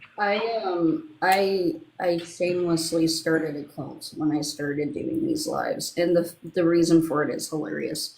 I was having, prior to Christians telling me I was the Antichrist, they said that I was a cult leader and I was trying to bring people into my cult. So I created a cult. It was called the Church of Awakening Harvest. And what we did were we were nice to each other. Oh, that's good. Yeah, I forget what that cult is called that's on that started on YouTube that they called her mother. And then she did like drank the silver stuff that makes you blue and she turned blue. And then she died and then they kept her like body for a long time. It was weird. It was weird. It's really, really easy to start a new religion in Canada. Like, stupid easy. I'm surprised we don't have more religions in Canada because it is so easy to start one. Oh, it's so easy in the United States too. And so I wish I had no morals or scruples. Really, because we could be rolling in dough right now. Like, I could be so rich if I could just grift off people like the right and like the religious do. But I can't do it. I just can't. All I would have to do is write a religious text, make core tenets, talk about the different leaders within my church and what they're in charge of, and then I send the package off with whatever application fee it is to the Canadian government, and yeah, from there they approve it. It's like I could be a billionaire right now. Oh, they had one, Rael, who started his in France around aliens and religious figures. Ooh, that one's a wild one too. There's some wild one. Okay, I have to find the one that so I told you guys I was a reseller. And I used to sometimes go in and buy lockers, like storage lockers, like you see on Storage Wars. I did reselling a couple of different ways, but that was one of the ways that I got stuff to resell. And one time, the thing that made me successful at reselling, and I didn't have to go in and buy all the Pokemon cards up and make it so your kids can enjoy Pokemon. Instead, I bought things at garage sales, estate sales, and at storage lockers. They're going to sell anyway. Why shouldn't I be the one to buy them? Why shouldn't I be the one to sell them? You know what I mean? So I would do that. And one time, what made me good was I was willing to do the research on everything. So if you get a storage locker and you just were like, I got this storage locker because I saw these musical instruments and I went and I don't care about anything else. I'm just going to sell those musical instruments. I wanted to know about everything that was in that locker and I would research it. So this one locker I opened up and it had books in it and they were like religious texts, but they were weird. And so after doing research, I found out it was a cult. And those books were worth a lot of money because the cult was super small and like they didn't last. They had their own printing company, and that's why they had the books and stuff. But they also had their own artwork, and I did keep a piece of the artwork. But the books and the art went for so much money. I think I paid like $200 for the locker, and I made like a couple thousand from selling all the books and the artwork from that weird cult. But I'll have to find out what it is and I'll post it in my Discord because I forget. I'd never heard of it before and never heard of it since. It's that niche. Did I ever tell you about the oldest Bible I own? No. No, wait. Is it that little one? Yeah, the little one. Yeah. That one's cool. Dex sent it to me. His dad was cleaning out all his stuff and he found it. And what is really wild is the mom who owned the book wrote down the birth dates and unalignment dates of her kids in it. Mm-hmm. And her one kid was exactly 100 years older than me. He was born in 1886 and I was born in 1996, and only with a month apart. Cool. Baby, I was a July baby, and I was like, wow, And I was actually able to find the family online, so I got to see the family history. The oldest son was a Freemason. He was a metallurgist. Oh, wow. That's cool. I fucking love that.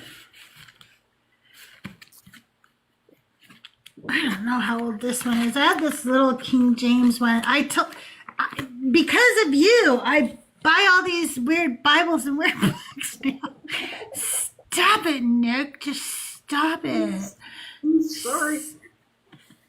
I'm buying weird shit now. Well, every time Rabbi Hannah's around, I have to add more books to my wish list because she's always recommending books. It's like, stop, I'm broke. Oh, and I have to go renew my freaking library card. I don't know where it is either. I need to get a new one because I want to like log into the library and get some books too, so I don't have to buy them because I need to stop buying books. The problem I don't with need needing more. library books is they don't get returned. But see, the app allows you to like read them like Kindle or audio. Yeah. I don't have to return them. It's just right there on my phone. It just automatically goes back to them. I never actually pick up a real book from the library. I don't do that. I can't handle reading off a screen. It's like, what is this? This doesn't feel right. My TISM card goes off. Yeah, I get that. Libby is great. My grandmother owned a bookstore for many, many, many I want years. to. I want to have a little dispensary next to a little coffee house / used bookstore. So you could come in, if you want, grab one of our books off the shelf, get yourself a nice coffee, sit down in a big comfy chair and read yourself a story while you have a scone or something, I don't know. And then go pick up some stuff to take home and have yourself a little elevated evening. That's what I say. I would definitely have to open a store outside of my city, though, different city, because we have 3 mom and pops. I don't go to the one because it's run by literal schnazzies. It's wild. So I don't go there. And they also have this really horrible practice where they buy books off of Amazon. Where they're schnazzies? They have this really horrible practice where they're just schnazzies. No, go ahead. I'm sorry. Like literally. But they black out the price on the back of the book and then double the price on it. Oh. We had this cute little bookstore, and it's I think it's still there. If you're ever in a town called Derby, Kansas, there was a bookstore called Blue Dragon Books, and she had the best way of doing things. So I would totally use this. You could bring books in that you no longer wanted, used books, and you would get in-store credit. And the way she worked the credit was she already knew what she was going to price the books up because most things went for the same price, like a paperback or hard book, cover or whatever.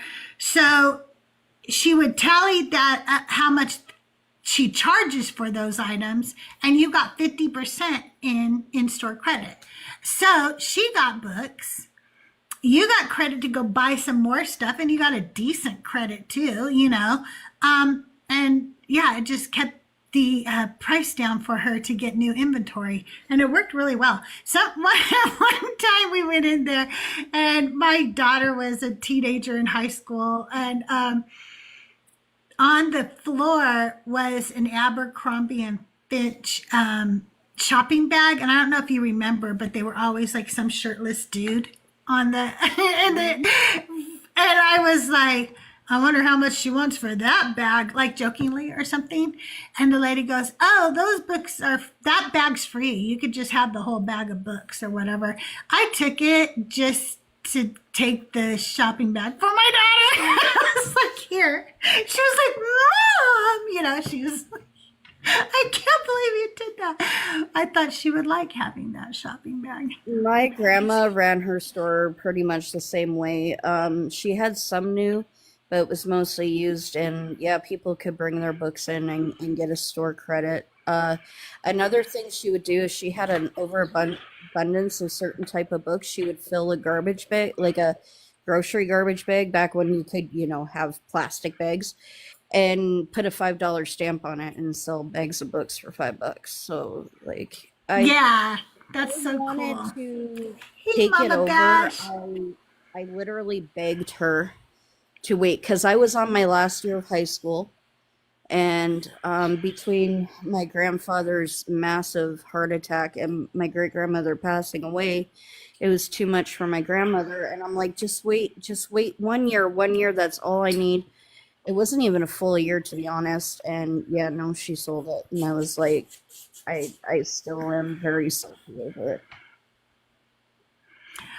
Okay, you guys. Well, it looks like we're just not going to get the conversations today. It's been 3 hours. I didn't reach my gift goal, but that's okay. Mateo, thank you for coming up. But here's the thing. I will be live tomorrow. And tomorrow I'll have some rage bait. Okay, we'll just go with the fucking rage bait. We will bait the brute. Okay, and we'll try again tomorrow, right? And we'll just see how that goes. Thank you so much for being here, Nick. Thank you guys for 47,000 likes, for all the gifts, for all the shares. Let's go raid my good friend, Trust But Verify. Tell him Crystal Raid. And I love you guys, and I'll see you around the mean streets of TikTok and YouTube. Bye, everybody. Have a great day. Oh, by the way, I did finish my nails. See? They came out lovely. Yes, Lovely. gorgeous.